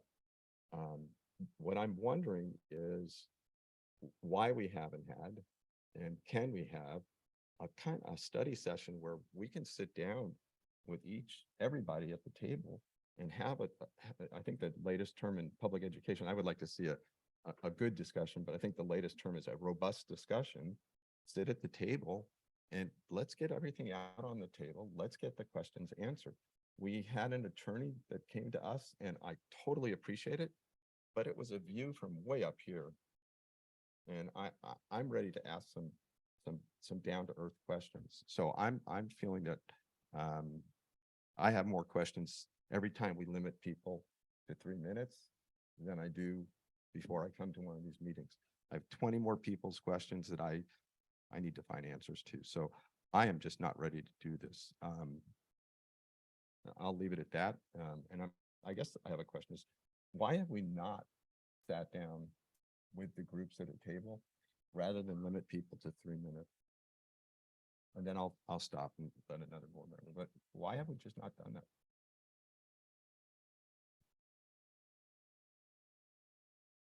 Well, I suppose that would be a unique board study session structure where we would, create that type of forum. Study sessions are designed for boards to learn about particular topics, and we have listened. We've also brought our attorney in, and Mr. Buckman. I would say to you that, my staff, myself included, sat with Mr. Baldwin, Mr. Black. We received their information. We shared that robust information with the entire board. It was a binder with chock full of all kinds of really good information, lots of details. It was actually an excellent document. And on top of that, we met with our local contractors and spent quite a lot of time talking to them about elements within that to clarify. We've tried really hard to keep the board informed as to those details. I just think this is one of those decision points, whether it's today, whether it's next month, whether it's a year from now, that we could still be debating. Because it's like I said, there's reasons for and there's reasons against. Yeah. And what I would say to you is I have a recommendation in front of you that I feel, maybe I'm closer to this, but I feel is the right decision for us to move forward with Measure C. And if the board decides it's premature, then that's fine too. Okay, so let me just ask another question. So you said you sat and you talked with one group and they presented you information that you got to the board. And I looked at that and it's got a lot of stuff in it. But then you said you met with another group who clarified some stuff for you. I don't have that clarification and I would love it. Well, that information was shared in board update. It had to do with my meeting, our meeting with local contractors. And it was nothing in material. It was just a conversation that they requested to sit with me and talk to me about, and my staff too. Okay. So that's I've listened to both sides. And tonight I too have some questions, but based on some of the comments I've heard, but I still hold to my recommendation. I think it is how, that's one recommendation that I put in front of you. Thank you. Mr. Clausen. Oh, who was first? Rob was first. Oh, I'm trying so hard. Thanks. Keep trying new gizmos and they're not working. I'm Mr. not sure if this is even a very good question, but I keep asking myself, well, who will benefit if we go with a PLA as opposed to who will benefit if we do not go with a PLA? I'm at that level. Mr. Pinkerton, I saw you make a move. Yeah, again, so again, it's variety, and they'll probably tell you both sides have maybe different answers to that question. What we've heard from the groups, and again, you've heard tonight that the union group had said PLA, everyone gets a bid, and then the non-union group say we're not bidding on that work, right? So if there is not a PLA, anyone can bid on the work, union or non-union. In fact, almost all of our Measure D work on the electrical side was done by electrical union contractors won the bids. Almost all of it. We have a very strong electrical union in this area. They had low bids, they won the work. So even without a PLA, everyone gets to bid, union or non-union, and can win the jobs, right? It could be all union if they have low bids. And the same with a PLA. They can bid as well, either Yeah. side. Yes. Yeah. So in some ways, having the PLA, according to the non-union people that we've talked to, they're out. They won't do any Measure C work, non-union, Why is that? because Why they are don't they want to be saying that? they don't want to be signatories to the union. They don't want to have to pay the union dues for their people. And some of the PLA will say things like, you get to bring, and again, I'm butchering, I'm getting very specific. This could be, they're all negotiated agreements could be very different, right? But I know like the agreement that we were given by Mr. Baldwin and Mr. Black talked about the non-union person gets to bring a certain number of their employees. And then after that number, they have to hire from the union hall. So that would potentially limit their own workforce unless they became union members. So in some ways would then force them to join the union to be able to work for their employees. That's what we heard from the non-union groups. Mr. Clausen. Thank you. So first of all, to the point about needing more time, I actually feel like we have a pretty good set of information. We've done a study session. I think a lot of members of the community have reached out to us. I think the community input's been really constructive. And I mean, to this point, I think the input has been thoughtful and constructive, and I can feel it approaching the point of starting to get more stratified and emotional if we let this go for many more months. And so I'm actually of the opinion that coming to a fairly efficient decision here and then moving on so that the district knows which way we're going is probably in everyone's best interest in terms of unifying us to deliver Measure C in the best way possible. And I do feel informed on this. And for those of you, I'm new to the board, but I am a member of the local business community. I'm passionate about head of household jobs in San Luis Obispo. I've been on the board of the Chamber of Commerce, and I really resonate with the input that we need to develop local jobs and opportunities for our local community to thrive here, both as students and people in their careers. I'm just going to kind of share my thoughts on the PLA, and then I'll defer to discussion for a bit. But the way I look at this topic is that the benefits of the PLA are that it's going to help us ensure fair wages and benefits to local employees. It's going to provide provisions for ensuring local participation. It's going to prevent the district in the case of a work stoppage. I think the downsides is that it will limit local bidding, and it may preclude participation from businesses that did really good work on Measure D and are key parts of our community. And really a big factor, I think, is despite a lot of the mentions I heard in the public comment, my analysis of this concludes that a PLA would result in higher costs to the district than not having a PLA. And I think just decreasing the bidding pool would by its nature create that risk. And I know we can point to studies in other areas of the country about lower costs. I really think that just means they were well executed. It doesn't mean the bidding process was broader. But anyway, for me, this comes down to a couple topics. We need to take care of local workers, and we need to provide opportunity. I think the fact that prevailing wage is a key part of every bid we will review is really probably one of the biggest factors to me. And if prevailing wage wasn't something we were offering in all cases, I would feel strongly that a PLA was necessary to protect our workers. I think with prevailing wage, we are offering fair, competitive wages to everyone involved.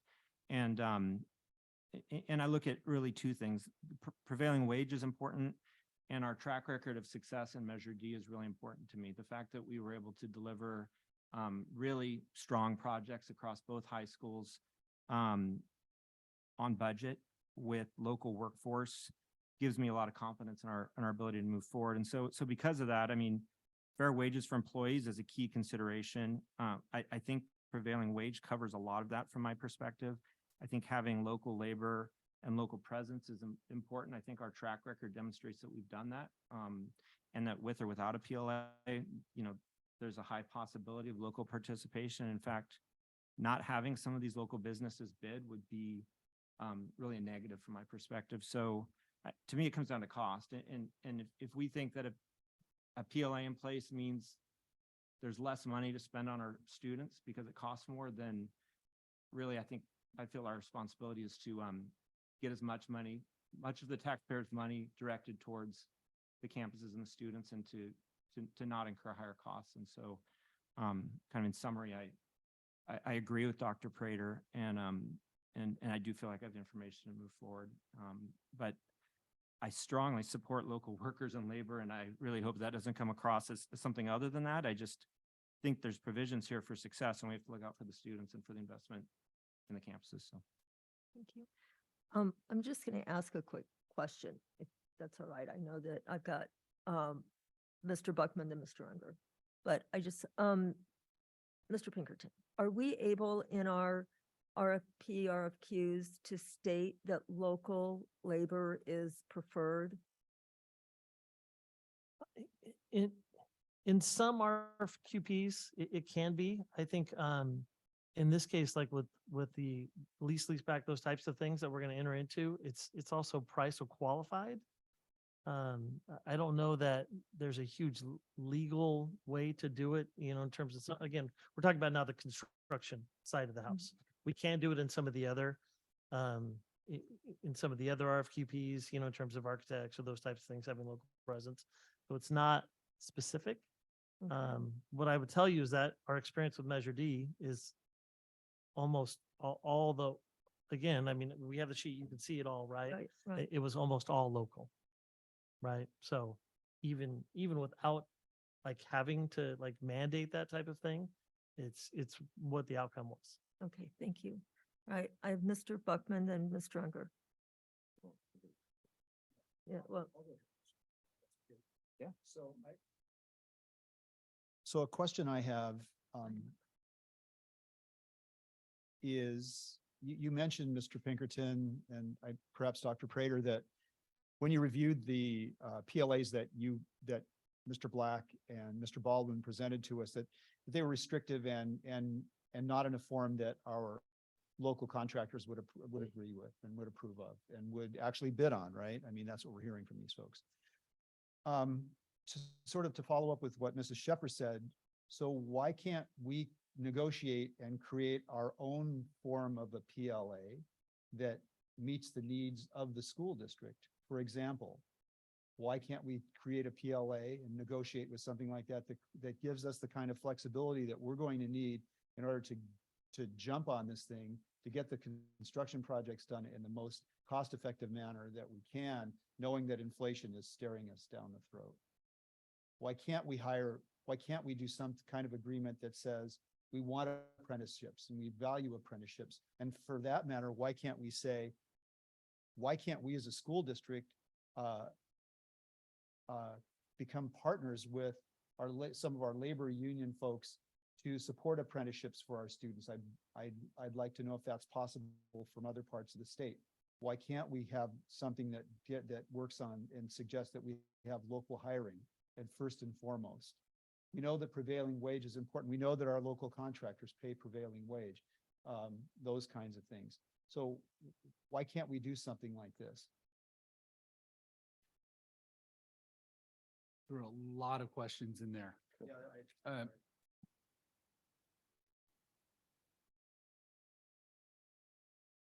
I think we can, is the simple response. I think it is possible. I also think, depending on who you talk to out there in the state, negotiating,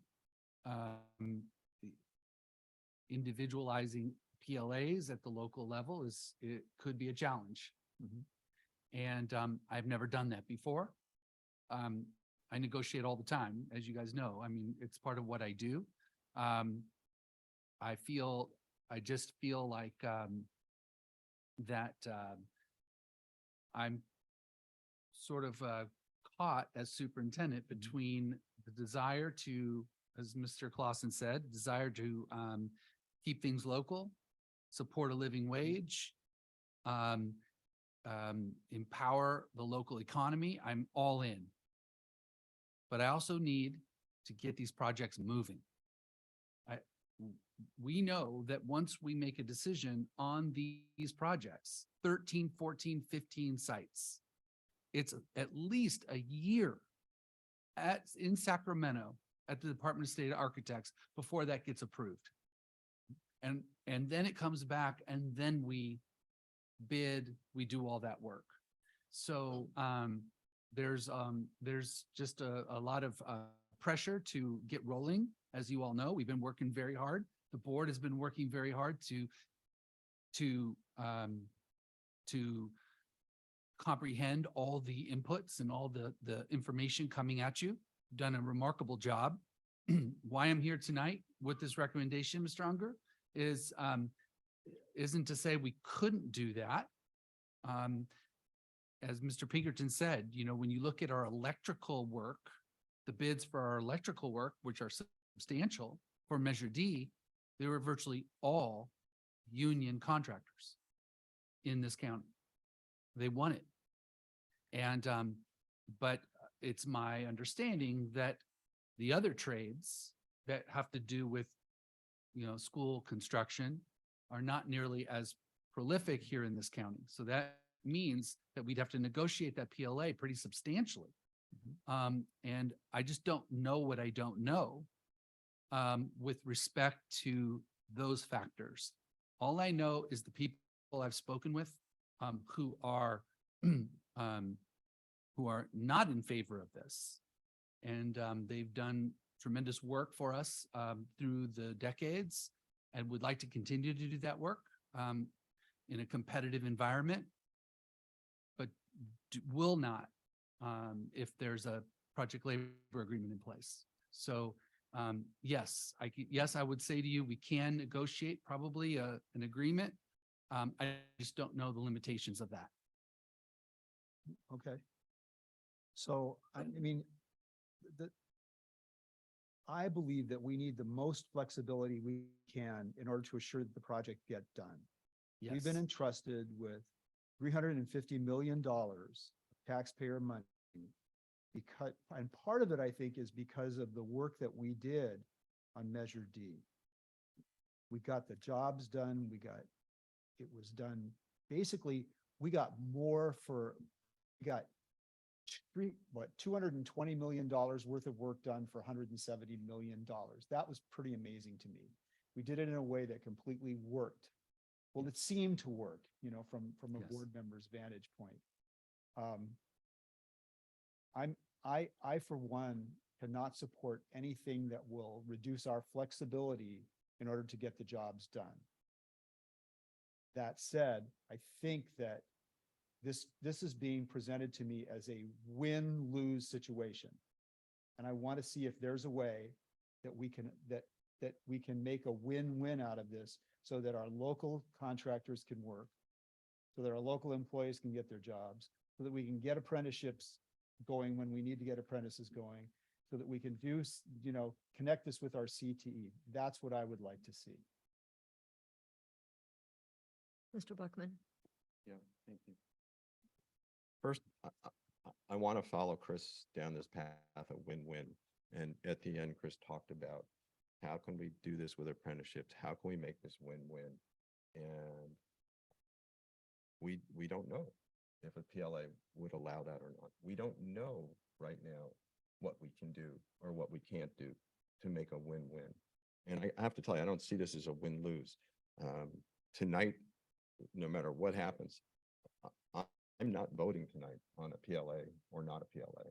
If I vote for this, I'm voting for something. If I vote against it, it's just because this is not the right time to do the PLA, to make this vote. So Mr. Unger raised the question of, can we legally bid just local people? Can we bid? Mr. Pinkerton, my understanding of the bidding process, it's pretty much controlled not by the district, that we can only require so much. Is that correct? That would be correct. Okay, so again, it's great. And I would like to see those things also, local jobs for local kids, but we can't control that aspect of bidding. I spent a lot of time looking for information on this, and I found a UC Berkeley report on PLAs coming in under bid and on time, and sometimes quicker. But what I couldn't find, and what I'm hoping to find, and what I'd like to find and get, is some comparable research that's driven by data. And I have to tell you, I'm pretty good at research. I have my own business also in town, and mostly what it is research. And I couldn't find it yet. I'm sure it's there somewhere. I couldn't find it. Again, I'm going to come back to why now. Dr. Prater, you just mentioned the first step is to get this stuff up to DSA, get it approved by the state. The state doesn't care if we've got a PLA, if we don't have a PLA. The state doesn't care if we haven't made that decision yet. It's just not part of what we need right now. And so I'm very concerned about making this decision. If I can add to that, I mean, I will tell you that my goal would be in another month to a month and a half that I'm going to be bringing forward potentially some leaseback agreements to the board contracts where we're going to do pre-construction services agreements with contractors. And so I'm going to need to know that PLA conversation before those would be, the RFQPs would go out for those potential projects. So there is a timeline relatively soon in terms of this decision.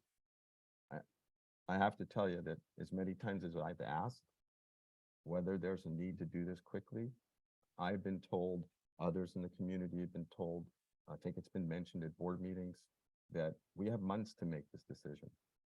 And we haven't done that. We haven't given it months to make this decision. To the comment about the perception that this is becoming somehow a divisive, I'm not seeing divisiveness here. I'm seeing people that are sharing information. And each time I get information, it's not making it an easier decision, it's making a harder decision. But we're doing it in 3-minute sound bites. And I'm just finding that I'd like to ask a question right now. According to the way we run our minutes, I can't ask a question. It's a simple question. I could ask you, but I don't think you guys know the answer to my question. So I'm having a problem with that. So we talked about the bid. I guess we've talked about whether we have a PLA or not a PLA, whether it stops anybody from bidding. And so I have a question. I don't know. I didn't have time to do the research because I was working today. I don't know if anybody else on the board has had time to do the research. I was sort of assured by staff that the city manager would be involved in some of our talks. He's not been. So I don't know if local contractors who bid on the city's wastewater treatment plant and whether they were local, whether they're not, no offense, whether they were, people in the room or whether they were not. I can answer your question, Mr. Buckman. Thanks. When we spoke yesterday, I told you that I would find out. And we specifically discussed Wysong, Mano, and Quaglino. And you wanted to know if they had submitted bids for the wastewater treatment facility. And I contacted each of those contractors And I can tell you that their response was no, no, and no, no, and no. And so my question would be at that point is, was it because there wasn't enough roofing work? Or was it because there was a PLA? And, you know, I can't ask that question. I'd like to be able to ask that question, but I don't think we've been given the right forum for that. Well, I will state that I also have spoken with contractors who say it's because it was a PLA. Okay, that's great. That's one So, question. And I think some of that is indicative that, you know, you're talking about needing more time. We had some time, and each of us does our own level of due diligence. And I've met with Mr. Baldwin and Mr. Black and appreciated that. I've spoken with some of the contractors and have appreciated what they've had to say. I've done research online. I've gone to California School Boards Association to see where they land on this. I've spoken with other people who've been in political leadership throughout the state.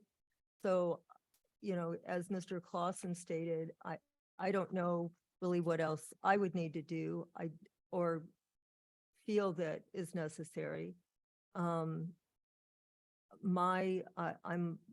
agree that flexibility is key. Local work is important to me as much as possible. Knowing that the most people, you know, my sort of go-to words through this have been efficiency, economy, and quality. And I think there are ways to bring all of those things together. I think that my obligation is to the taxpayers who have supported this bond, those who, and to all of them, and also to where we are, what we profess as a school district. And that is kind of all means all. You know, I would like all doors open and available to anybody, to all comers who can meet the criteria that we set forth in our RFP, RFQs. And if that, I just am unwilling. I'm looking at people who are friends and who are not going to be happy with me, but I am unwilling to close doors and to preclude people from having the opportunity who are taxpayers, who've raised their children in our families in our district, just like union people have, non-union people have. I appreciated very much that Bill Toma was able to participate to such a great extent in Measure D. And I'm hopeful and encourage unions, the trades, to apply for our work in Measure C. But I am not going to close the door to others who live in our community and perform good work. And from the conversations I've had, do right by their employees. So I know it's different levels, but of what counts, what we see as doing right by your employees may be different for different organizations. And I appreciate the passion very much that has come forward tonight, not just from the public, but from the people at this table. It shows that we are deeply invested in this. But I will say that I do feel ready, like that I am informed enough and ready and willing to make a decision this evening. So I appreciate that. From what I've done and the research that I've done, and I apologize for not reaching out individually, because I've relied on other means to get my information. The research that I've done is a PLA, and I'm sorry, now I was not going to be, I didn't want to get into a PLA versus non-PLA. I just didn't have enough.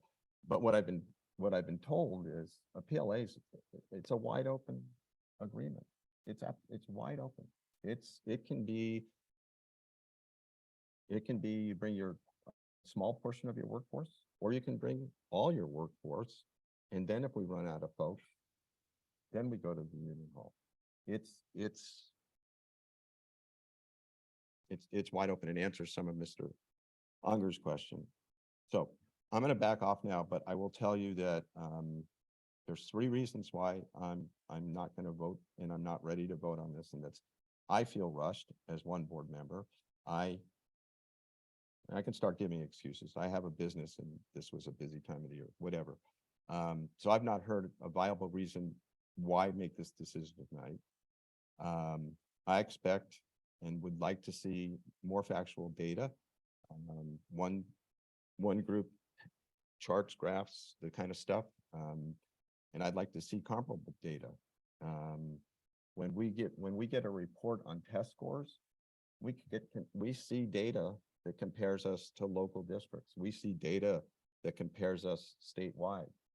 I don't have that.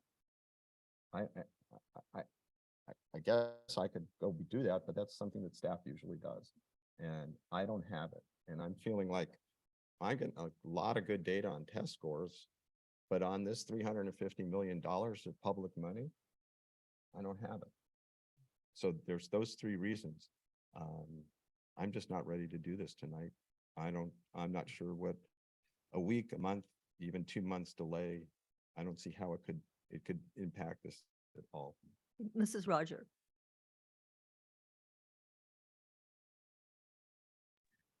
Thank you. Thank you. I have this crazy reverberation. I'm just going to keep talking. I think that Mrs. Sheffer really spoke eloquently to when she expressed her thoughts about this subject. I have struggled with this so mightily because if you know me, you know that I am steeped in trade unionism, and I believe in it, and I believe in collective bargaining. I also, though, feel, as Ellen does, that we have a responsibility to the voters who passed this bond and really had to dig deep, at least in my community. They were willing to spend money that's hard to get in order to support improving our schools. And I really think that they do, they deserve to have the lowest responsible bids on these projects so that we can complete all of the things that we all of the promises that we made when we asked them to fund these projects. For me, I think keeping doors open is how Ellen put it, and I think that's, I like that. Expressing it that way. If we do a PLA, we will be excluding a number of very responsible, time-tested contractors in our community, people with very deep roots to our community, and who are also training young workers and then continuing to employ them over the course of their careers. On the union side, there is a robust apprenticeship program, and I think apprenticeship is great. I disagree that we don't have any training programs in our district, because in fact we do a considerable amount of CTE training for our students, and including articulation with Questa and via other means. I have asked repeatedly if the union representatives would please provide me data and information on over the last, you name it, I said 10 years, could be any length of time. How many SLCUSD students have been accepted into union apprenticeship programs, have completed those programs, and have worked or are currently working as journeymen in their selected trade. And I've not been able to get that information. So tonight, when I hear apprentices coming to speak to us, I'm really glad that they are having this experience.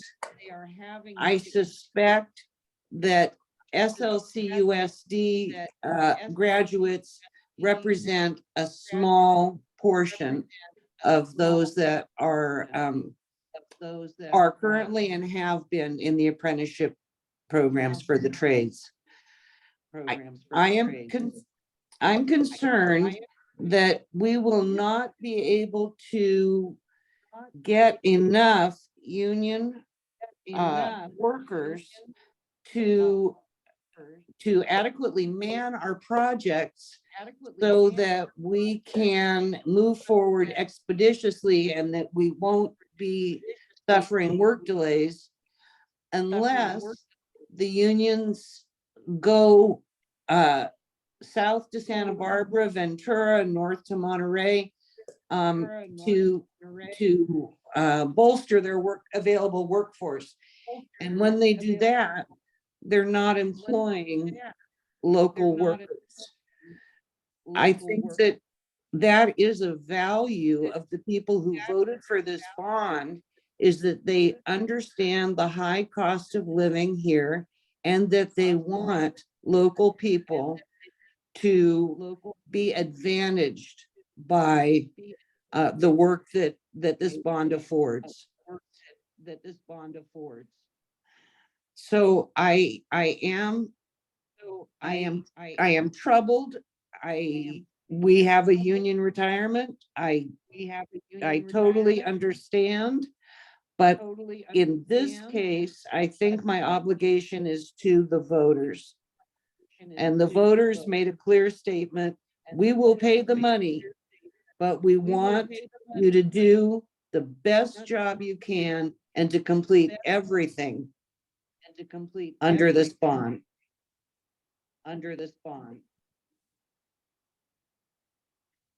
Thank you. That's my comment.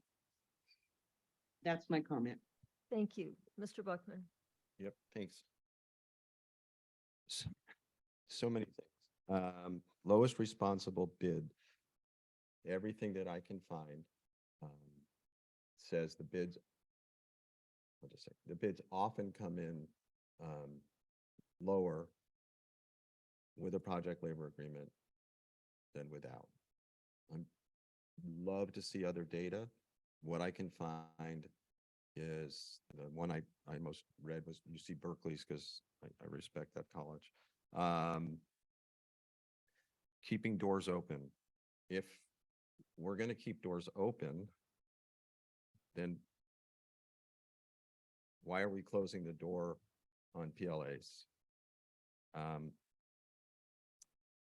Let me see. Dr. Prater mentioned that he still has some questions. I don't know whether you're willing to share those or not, but we can't, if my questions, I don't know, why we wouldn't want to get those questions answered before we make a vote, when we close this door.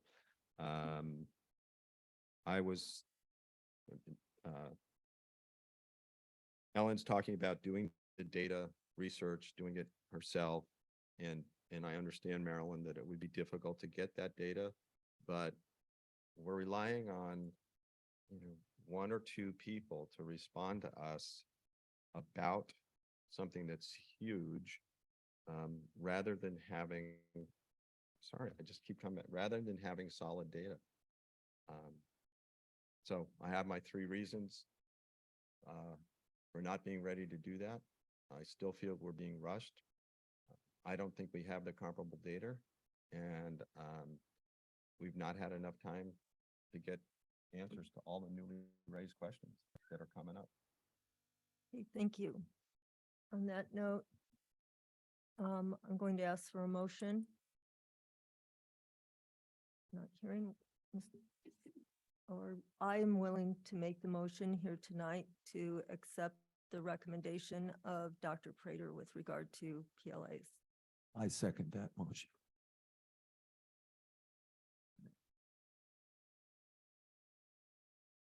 Madam Chair, before you have to figure this out, the I need to parliamentary, ask if there is any further discussion. thanks, but I'm not even sure whether this is the parliamentary procedure time to do this, but, and I'll ask you because you made, so we now have a motion on the table In a second. in a second.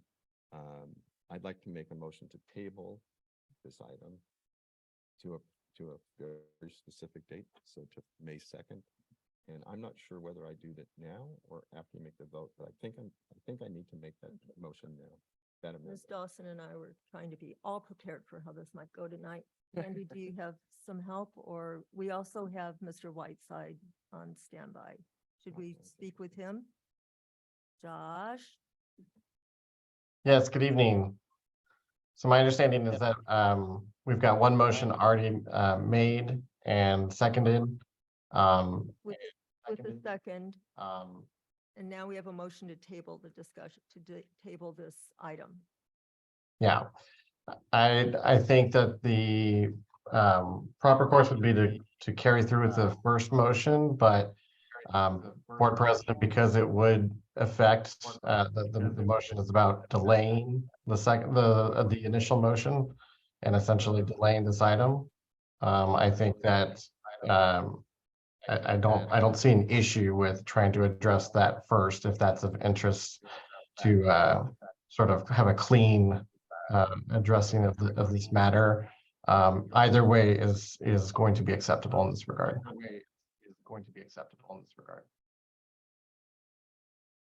Well, that's not really much help. Yeah, so what I would suggest is that you take a vote on the first motion, and then you can entertain the second motion if that motion fails. Yeah, so I think that that's not parliamentary procedure. I'm positive that you have to vote on the amendments first and then come back to the initial. Okay, so you're asking for an amendment to the motion. I want to go to the parliamentary procedure book or something. Just a moment, Mark. Yes, Josh? So, okay, so I maybe misunderstood Mr. Buckman's second motion. So he's making a request for an amendment to the initial motion, not a new motion. Is that correct? Is that correct? So that's not, how is that an amendment to table it? That sounds like a completely different motion to me. I agree. I'm asking Mark Buckman if Mr. Buckman to clarify that. Mark, can I try to jump in on this? Mark, are you suggesting tabling the motion or bringing the motion back or bringing the discussion back on May 2nd or whatever it is? Yes. So you might try, and Josh, correct me if I'm wrong, but I think that Mark could make an amendment to the motion to bring it back for discussion on a date specific. And then we would open that motion up for discussion, just like all other motions. Is that not correct? That is correct.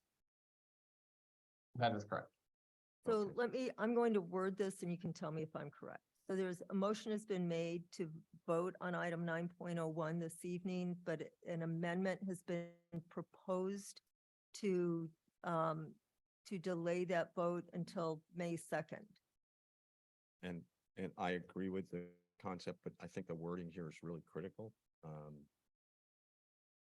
So I'll agree with everything except I'd like to include the word table. So I'm moving to table this decision until May 2nd. It's the same. So we just vote on it. So does that need a second? Does the amendment need a is anyone seconding that? Yeah.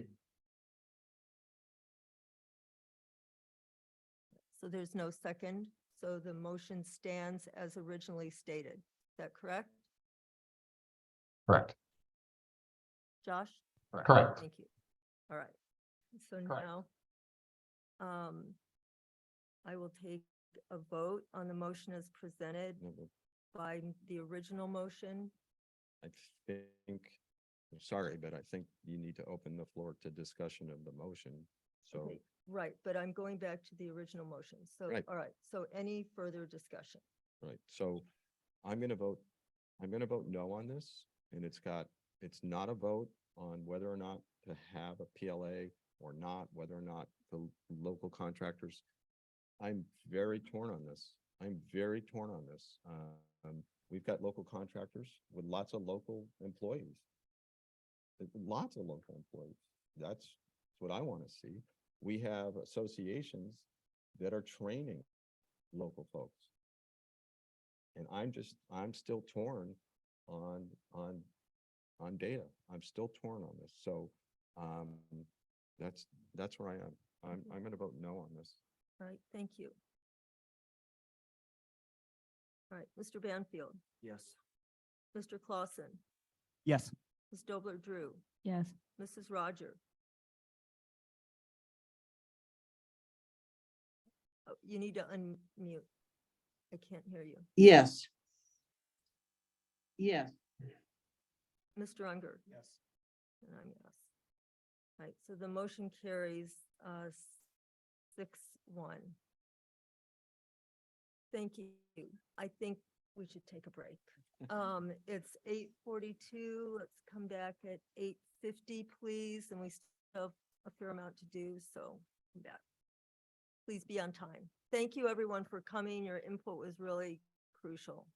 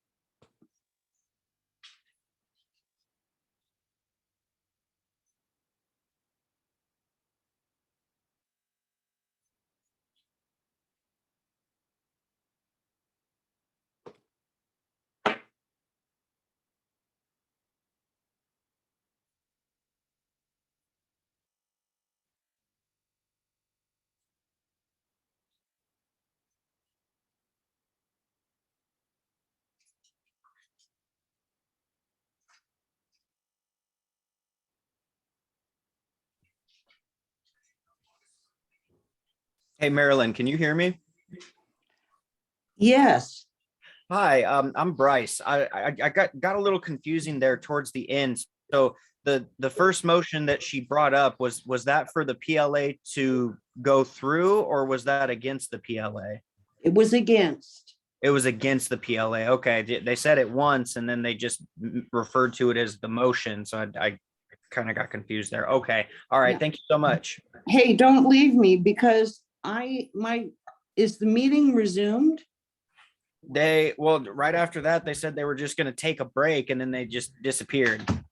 Yeah, okay, because my screen seems to be frozen and I have.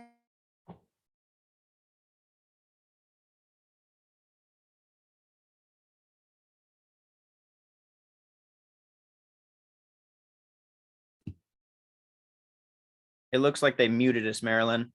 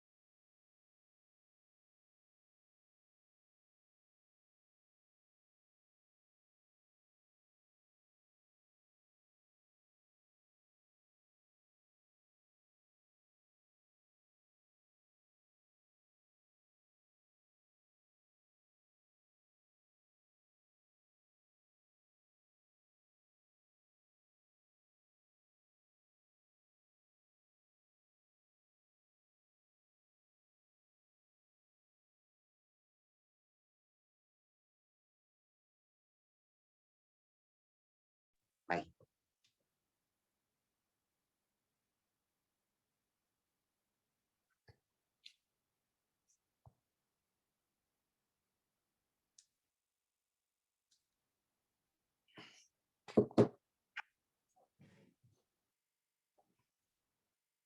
Three implementation will be in 23-24. Next year, the ISLA department, along with the assistant superintendent, will work with the school community and the community to write a brand new LCAP. But right now, we're making small tweaks to the current LCAP that we have. One of the things that's most important when we write an LCAP and update our LCAP annually is that we get community input. We want input from those in our school district and also community members. Today, we're going to talk a little bit about the efforts that we've taken to get feedback from our community.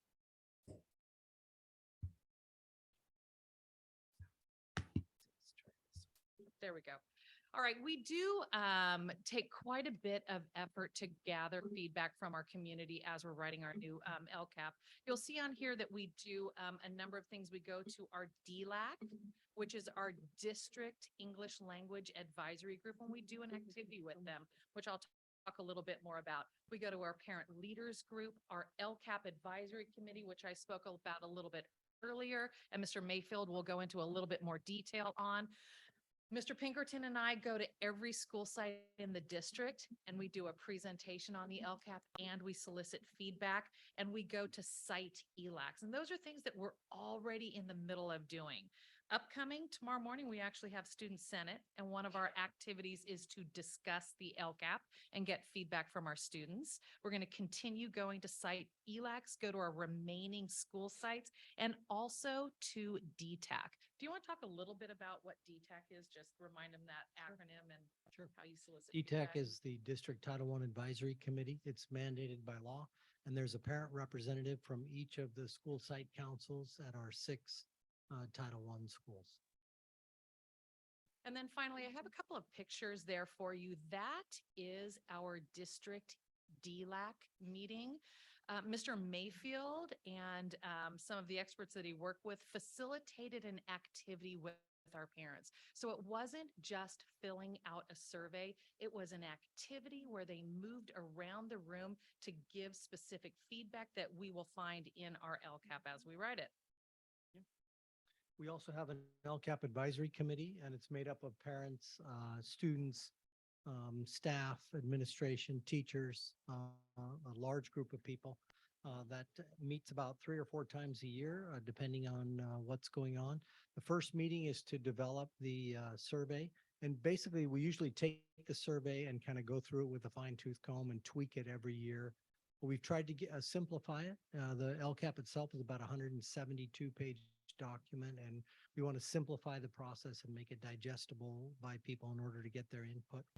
So we developed the survey with that group.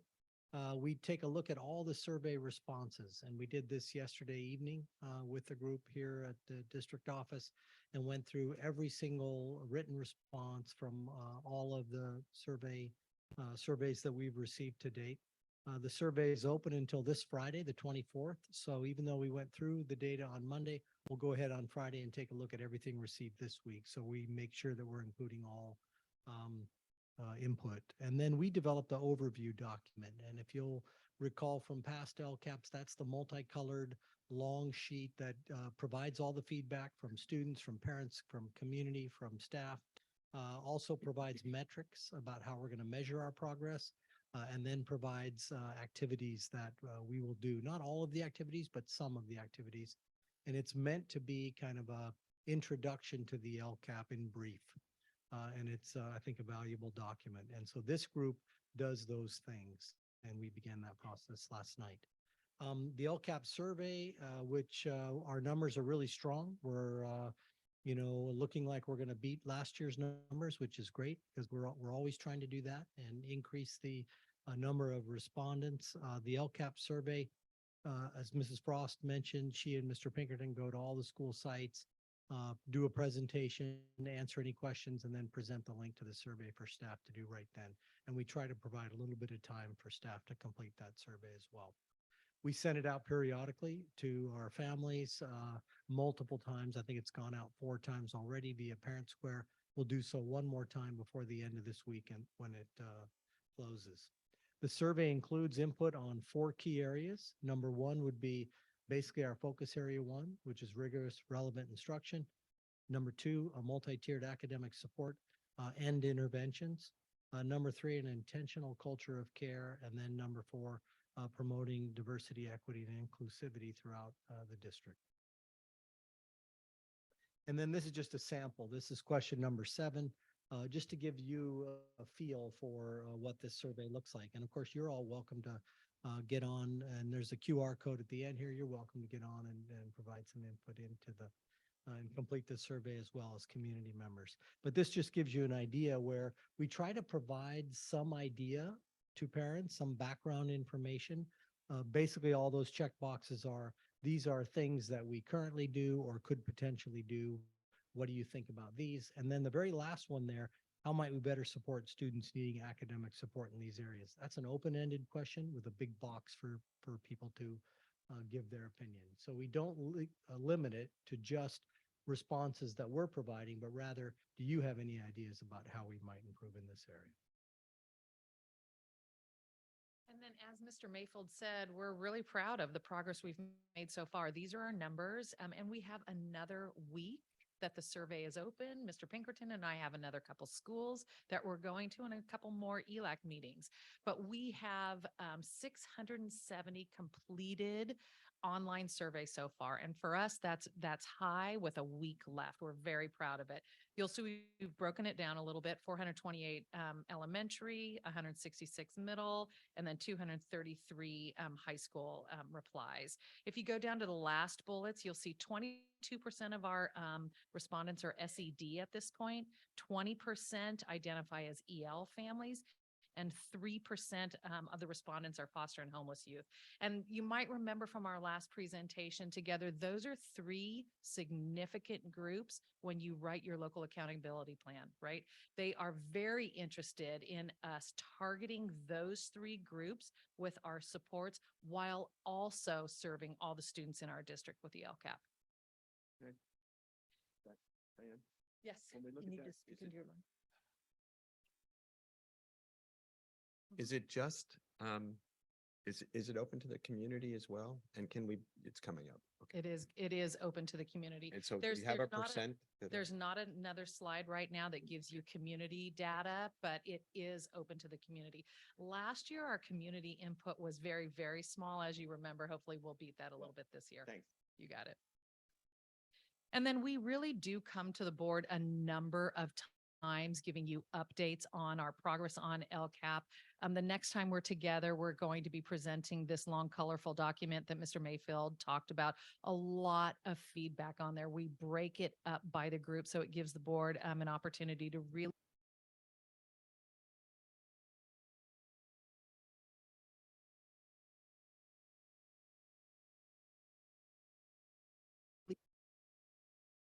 public hearings and then a board approval. And then finally, we send it to the County Office of Education for approval. And there's a couple of links here. The LCAP website page has quite a bit of information on the LCAP. So if you navigate there, and in every presentation I do, I show them that LCAP page and say you can navigate here. Resources are available in English and Spanish. And there is quite a bit of information. Past LCAPs are there. The overview documents are there. There's video presentation we've had in the past. And then here's the link and the QR code to complete that survey. And again, that goes out frequently to all of our stakeholders and is available on the website for anybody within the community. Any questions?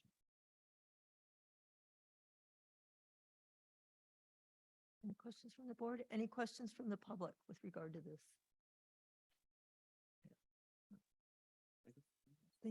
Mr. Buck. Sorry, before you said, so our numbers are better, at least in my mind, than I've seen. Have we changed our approach to outreach?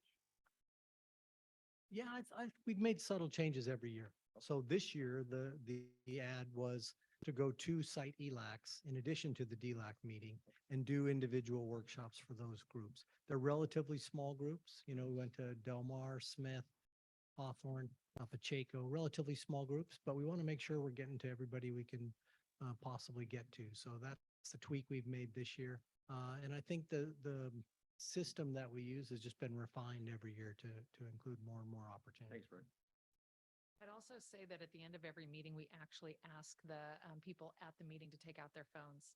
and to get the QR code and get the survey live on their phones. And a lot of times while we're finishing up, they're taking the survey at the same time, which is perfectly fine. It's hot on their minds and we get the feedback. Thank you. You bet. We'll have more at the next I meeting. have one more question. Sure.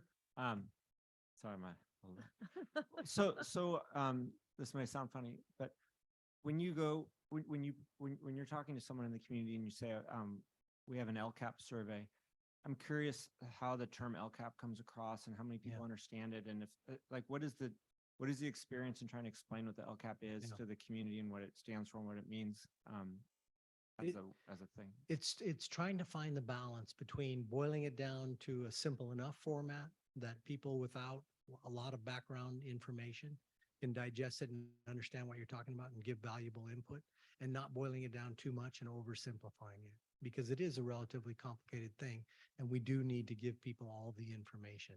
So the completed LCAP is there. The presentation that we give to sites is on the LCAP website.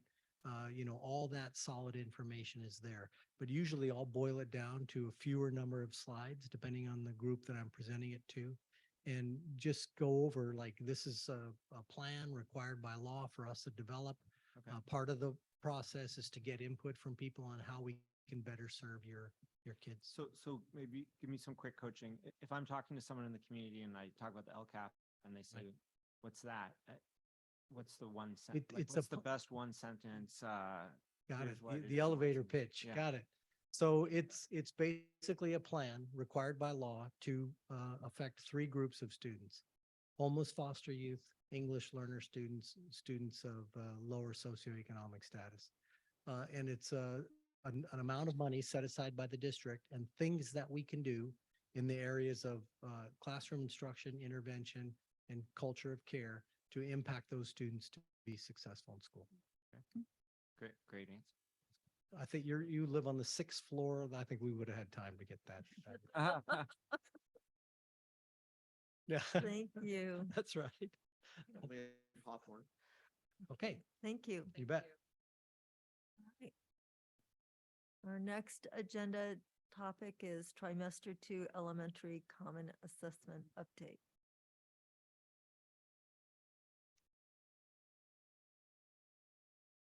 I'm not seeing share my screen here.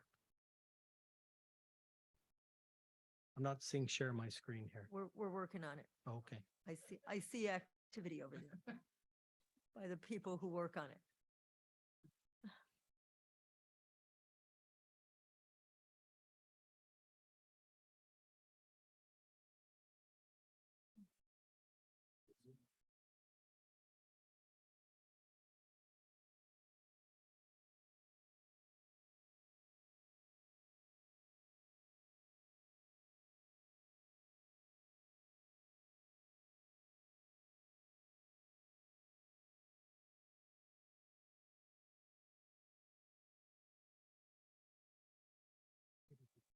Usually we'll go there to that Zoom icon and it'll say. Here, maybe log in.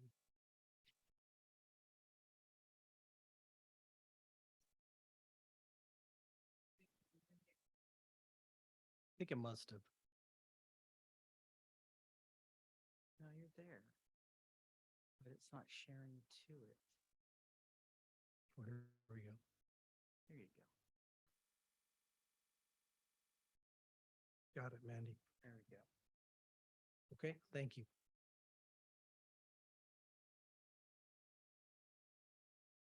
All right. So as I've mentioned before, we're getting back on a regular cycle of bringing data to the board as, pre-COVID times. And tonight you're going to hear a presentation on our trimester 2 elementary benchmark assessments. Our benchmark assessments generally, aside from FastBridge, are tied in with the curriculum and give us information on student progress, allow us to adjust intervention groups, and just see like what kind of progress we're making over time. Mrs. Storm and Jennifer O'Hagan have worked hard to crunch the numbers, gather all the data, and really help our Department of Instructional Services keep up to speed with how things are going in the MTSS world and the interventions that we're providing students. And the progress is slow, but it's in the right direction. And so Mrs. Storm, you wanna? Good evening. So we are talking common assessments. So these are the assessments that our elementary teachers are using to complete their standards-based grading and their report cards. So let's jump in and look at how it's going. So the first assessment we're going to talk about tonight is 2nd through 6th grade, and it's within the FastBridge system. It's a assessment called A Reading, and it's really just broad reading achievement. It's much like the CASP assessment, computer adaptive, and just tells us our students reading at that grade level benchmark. So you'll see we have improved a little bit from last year at this time, which is good. We're excited about that. And you'll notice here the grade levels are really interesting. So we have talked quite a bit about our younger students. And believe it or not, this is a lot of growth in 2nd grade. It was in the 30s at the beginning of the year. So we're making a lot of progress there. And then we break it out by subgroup. And what I really wanted to share with you, it's not on the slide, but I went back and looked at last year at this time. And last year at this time, non-SED was at 81, just like it is now. But SED was at 48. And now it's at 51. So to me, that's gap closure. Although slow, 3% in reading is something to celebrate. And then last year, English learners were 13%, and this year we're at 18. So we are moving in the right direction. Yes, Mr. Unger. So thinking back to the other slide, one of the things that I noticed was it's 2nd grade. Do you think that that's a result of COVID and the result of basically missing kinder? It's many things. Yes. What you speculate is definitely a large part of it. Also, the beginning of 2nd grade is the first time they take a test like this on a computer. And watching it is just something fascinating. I'll just say that. So as they get more and more used to it, they tend to do a little better, but this is definitely also COVID related in 2nd grade, for sure. So let's talk about the K1 BAS. So BAS is Benchmark Assessment System. This is the one-on-one like running record that a teacher gives. They sit, they listen to the child read, they ask some questions about comprehension and things, and then the students get a level. We do this 3 times a year. And so you can see here how we did in 1920, right, compared to 22-23. And interesting that this is kinder and 1st grade, and we're still seeing maybe not quite the rebound that we would hope, but we're getting there. And then you can see by grade level, kindergarten, 55%, and 1st grade, 64%. Okay. And then when you look by subgroup, I went back and did the same thing. This is where I get curious and start looking at things. So last year, the non-SED group was at 68%. Okay, so about the same. And last year, SED was at 41. And this year, we're a little bit higher. So that's awesome. And EL last year was 27. And we're a little bit higher this year. So we're making those little incremental gains that will add up to big things over time. So that's K1 BAS. And then writing. So writing is an on-demand prompt. The teachers give it 3 times a year. The students write, they score, and they're calibrated. And this is really based on the writing instruction during the trimester. So we'll just quickly kind of look at how we're doing. So pretty steady. We didn't do the writing assessments in 2021. It's really hard to assess writing, especially for the younger grades when they're on distance learning. So we're bouncing back. And there you can see by grade. And when you look at the rubrics that we use to score the writing, the expectations in 3rd and up just drastically jump. The difference between what a 2nd grader is expected to do and a 3rd grader it's incredible. And you see that play out a little bit here. And then our subgroups, our gap continues, just as it does in reading. Reading and writing definitely go hand in hand. Let's talk about math. So, Can I interrupt you again? Yeah. So one of the things that we're talking about is our curriculum development and are looking at our reading curriculum.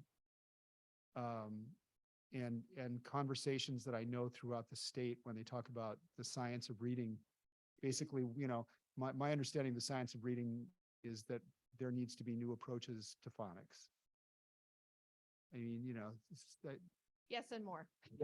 yes and more, but a lot of it, my understanding is that a lot of it has to do with really looking at phonics and how reading is approached phonetically. In that, for example, Mississippi has seen pretty dramatic increases in their SED populations by using, these more targeted reading programs. Do you see, as we look at new curriculum adoptions, that those kinds of numbers might change for our SED students in particular, and perhaps our EL students? I would hope so. And I will tell you that we shifted our interventions, especially across the board in first grade. We left level literacy intervention and went to something called Sunday system, which is more that explicit systematic phonics. And we are seeing amazing gains just with the first graders that have shifted over. So at some point, maybe end of the year or whatever, we can come back and kind of share all of that with you and just the exciting progress. But absolutely, it's always about best first instruction. And we have already seen, just adding Haggerty, which is like the phonological awareness and the word segmenting, that the kindergartners and the first graders are much stronger in that this year than they were last year. So it's exciting, and I think we have work to do, but we are definitely moving in the right direction. And I'm grateful for states like Mississippi and Tennessee who have done really good work already. So, yeah. Mr. Clausen. So this may be just an educational for me question, but so my understanding is you're assessing students through the FAST Bridge, and some of them are identified as ones that we want to provide additional support to. In this data, how does it show those students that got that support and how their outcomes changed? Which is there a subcategory in here, or is that a different topic? Or I did not tease it out in this presentation. Oh. We have it. We definitely have it. I'd be happy to meet with any of you and share it, or come back. Dr. Prater can put me on the schedule with all of that great information. But for the purpose of this, we didn't tease that out. We were trying to stay pretty high level. But is it correct that that would show kind of the impact of the program and the results? Absolutely. Of the investment in MTSS and where it's having tangible results? Absolutely. Great. Okay. Yeah. I think maybe we should come back. Okay. Okay. So let's talk about math. The trimester assessments, they are given at the end of the trimester, and it's on the concepts and skills that were taught in that trimester, so teachers can see, did students learn what I taught them? And so we are coming back slowly here after COVID, but we are making progress. And you'll see here that as we get into the upper grades, the math is far more challenging. 4th and 5th grade, it gets hard, it gets tricky, and we always have seen this dip even before COVID, and we see it now. And we're doing some things in those upper grades to try to support students, especially with fraction knowledge, and have had some good success. And then with this, when you break it out by subgroups, I of course went back to last year to see how it went. And so last year, SED and non-SED were about the same, But what was exciting was to see English learners. Last year they were at 42%, and this year it's at 48%. And math in Common Core now is kind of language heavy, so it's really exciting to see that progress. So next steps. Today kicked off a series of grade level planning days. So for example, the kindergarten teachers at Hawthorne get together, they look at their results, they plan down to the individual child of what they're going to do. And so we'll continue those over the next few weeks. We look at proficiency and growth to plan for instruction, and we've been guiding teachers through how to do that. Yesterday, many schools had all staff meetings where they have data celebrations. They talk about growth. I got to attend Monarch Grove and see cute faces on the screen of these were like our biggest gainers in second grade, and here's all the people that worked with them, and really celebrating that. And then we are continuing the MTSS team to look at the reading interventions and how the changes that we're making are impacting students, especially as we start making shifts a little bit more in the upper grades. So we are fine tuning that. So that is trimester assessments. I look forward to being back at the end of the year to show you massive gains in trimester 3 and perhaps back again to talk about intervention results. So thank you guys. Questions? Yeah, any other questions from the board? Anyone from the public, Ms. Dawson? Hey, great. Thank you. So, Ms. Sheffer, may I just make a suggestion? As we move forward into the June 5th board workshop, where they establish priorities for the following year, this might be a really good holistic look at achievement on that day, and we could really narrow down on that day some, I think, practical instructional priorities as we look into the out year, looking at that data and breaking it down. That way you'll have a really good understanding of what works, what seems to work, what seems to not be working, and then we can move forward from there. Just a thought. Yeah, thank you.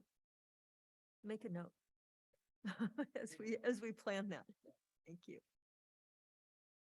All right, thank you so much. All right, our next item is 9.04, the Assistant Superintendent of Educational Services contract approval. This will be an act.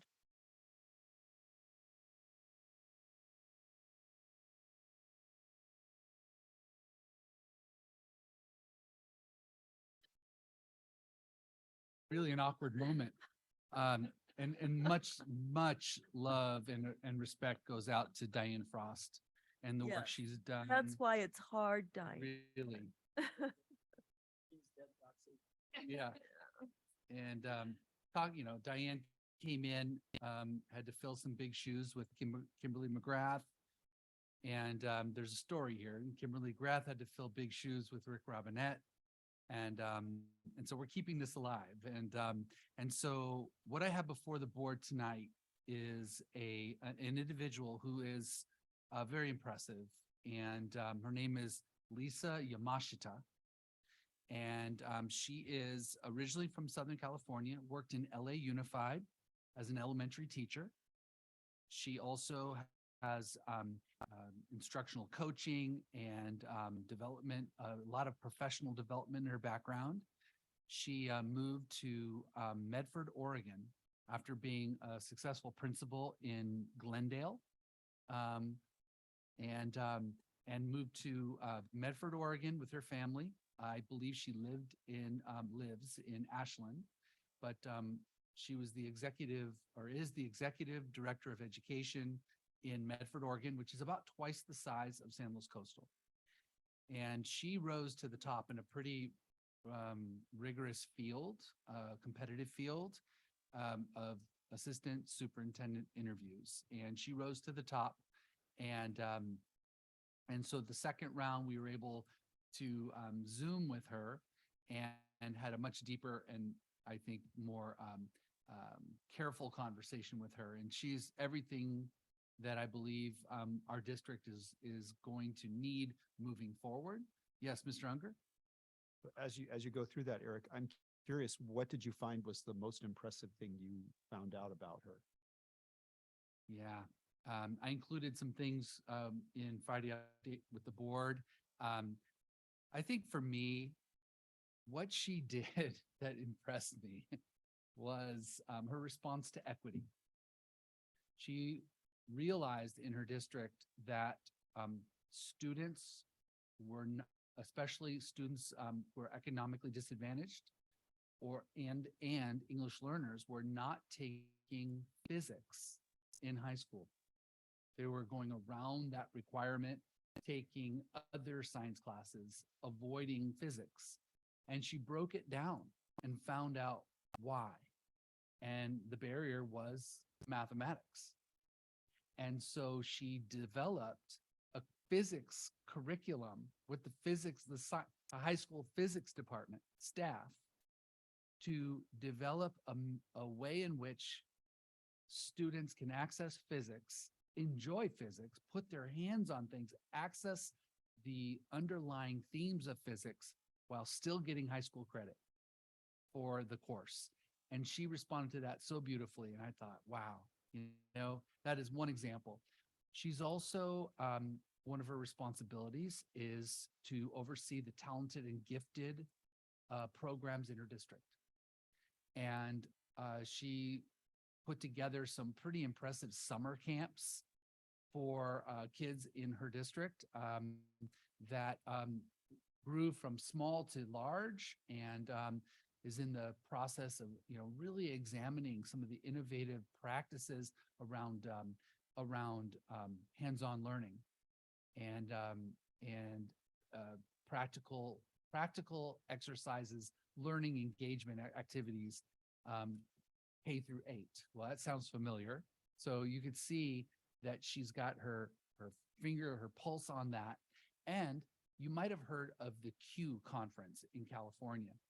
And the Q conference in California has been around a long time, and it's really dedicated to technology, dedicated to using technology in meaningful ways in schools. Well, when she moved to Oregon, she realized Oregon did not have a version of the Q conference. She started it. She began one. And so she's an impressive individual.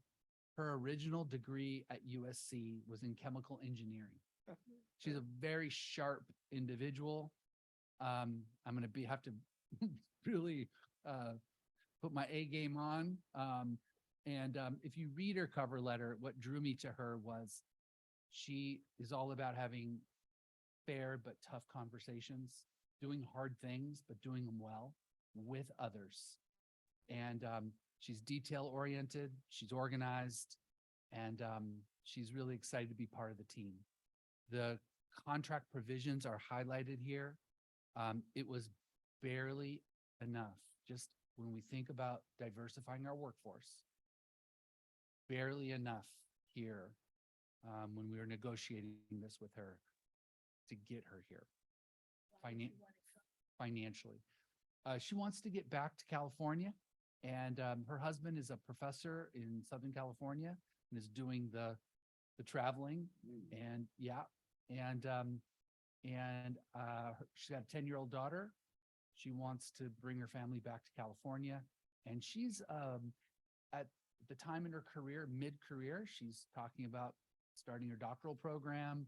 She's extraordinarily motivated and ambitious, and I think she'll fit right in when we started talking about the things we were doing, and she's excited to get started. Diane is going to work with her along with our new elementary director, who is from Seattle, right near Google and Amazon campus. And we're excited to bring her on board too. So her name is Stephanie Shepard, but that's not gonna be on this it'll be next in April. But she is exceptional as well, and will bring all kinds of really interesting talents and skills and experiences here to our district. And I think we're going to get some synergy going with some new ideas that I think are all going to come together in beautiful ways. So the contract before you for your action tonight is for someone who will take us, I think, to the places we are planning on going anyway. But I think she'll help us get there in really creative and innovative ways. Okay, any further questions? Anyone from the public want to talk about this? Mrs. Roger, we're not forgetting about you. I keep looking at you to see if you have your hand up, and I do not see it. So this is an action item, so I would appreciate a motion. I move approval of the contract for the Assistant Superintendent of Educational Services contract for the 2023 through 2026 school year. Right. I second it. Thank you. We have a motion by Mr. Unger, a second by Ms. Dobler-Drew. Mr. Unger. Yes. Ms. Dobler-Drew. Mr. Banfield. Yes. Mr. Buckman. Yes. Mr. Clausen. Yes. Mrs. Roger. Yes. Yes. And I'm a yes. That motion carries 7-0. Thank you. And now, here you are, still in the flesh, and we're happy to see you.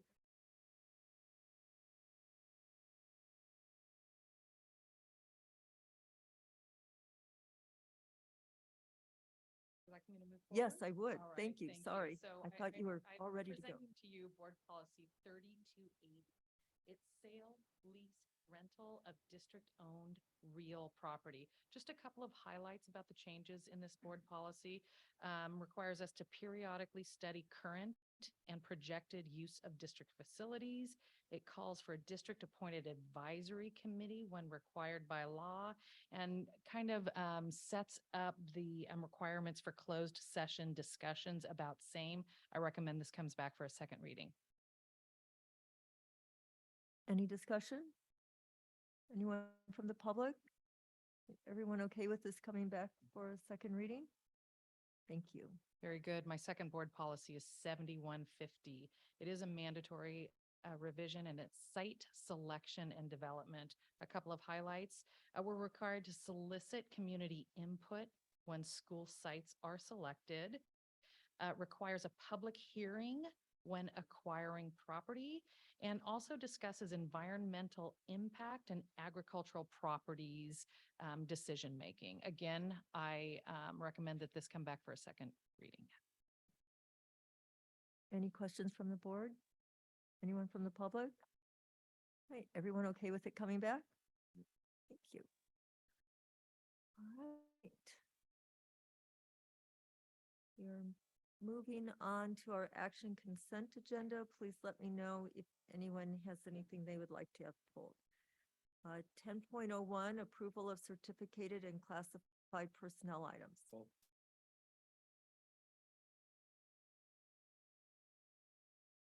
10.02, Citizens Bond Oversight Committee selection. 10.03, acceptance of donations. 10.04, approval of furniture and equipment request. 10.05, approval of minutes, February 21, 2023. 10.06, approve increases to summer salary schedule. 10.07, proposed revisions to board policy 0430, comprehensive local plan for special education, second reading. Move approval of items 10.02 to 10.07. Second. Anyone from the public? Dawson? Okay. Mr. Unger? Yes. Mr. Buckman? Yes. Mr. Banfield? Yes. Mr. Clausen? Yes. Ms. Dobler-Drew? Yes. Mrs. Roger? Yes. Yes. Yes. Okay. All right. Mr. Buckman, you pulled 10.01. Thank you. So it came to my attention, we've normally have quite a few paraeducator positions, people coming and going, and we're down to one. So I'm just wondering something different, something wonderful, or is it just circumstance? I know that we lost our HR person, so I don't know if there's an answer to this and I'll So we're call. down to one. Change in paraeducator situation. It's okay. I don't know if I, Sorry, there's often 3, 4, or 5 paraeducator ins and outs. oh, yeah. And so we're seeing it, this looks to me like we finally have stability, at least Must be this a year. slow month. Huh? We still have a lot of paraeducator openings, Oh, okay, all right. a lot of openings. So not, Okay. not many resignations and not many hirings right now, which is good that we're not, don't have a lot of people leaving. Okay, But we definitely still, we're still having to contract out for paraeducators right now. wow, okay. I So was we- hoping, I yeah. hope it was something else. So Yeah. I'll move approval of 10.01. I'll second. Mr. Buckman, Yes, Mrs. Roger, Yes. Yes. Mr. Unger, Ms. Dover Drew, Yes. Mr. Clausen, Yes. Mr. Banfield. Yes. And a yes. All right. Our next item on the agenda is, if anyone have anything for the advanced agenda, any advanced agenda items? All right, reports by board members. I have one. All right, Eve? Enjoyed going to Cal Poly upon invitation to all of us to attend her panel discussion about artificial intelligence and education.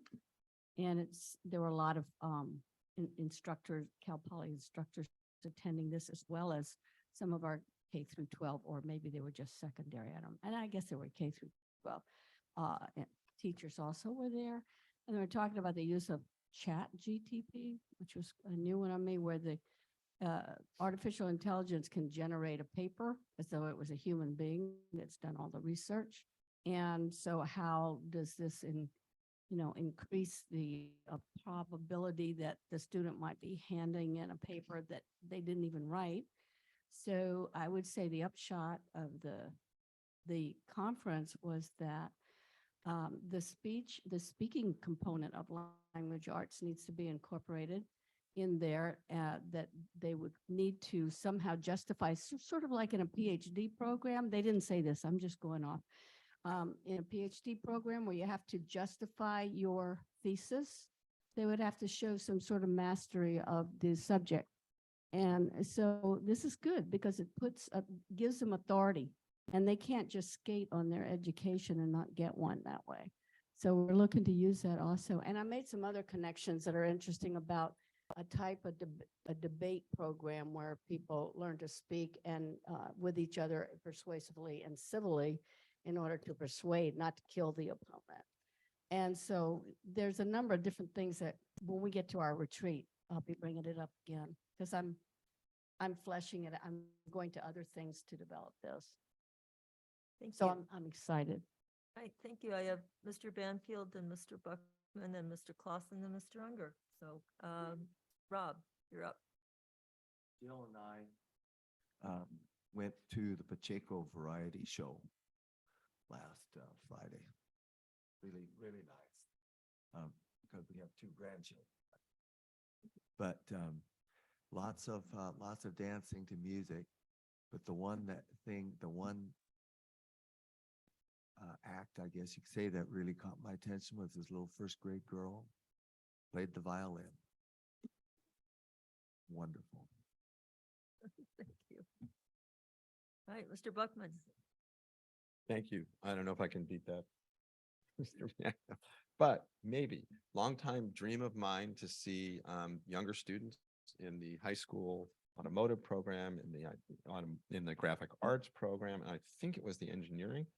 And the culmination of this for me was a plastic soda bottle that was turned into a rocket and was launched. It had to be 5 stories high.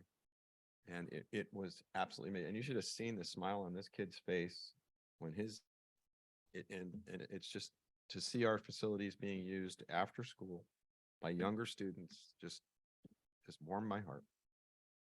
Thank you. Mr. Clausen.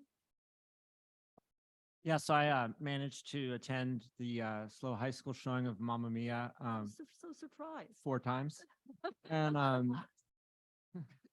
Well, so this was interesting for me. I'm gonna spend a minute on it. I know we've been here a bit, but 4 years ago, Slow High put on Mamma Mia in the tiny little theater that was a fire hazard up in the 100 building.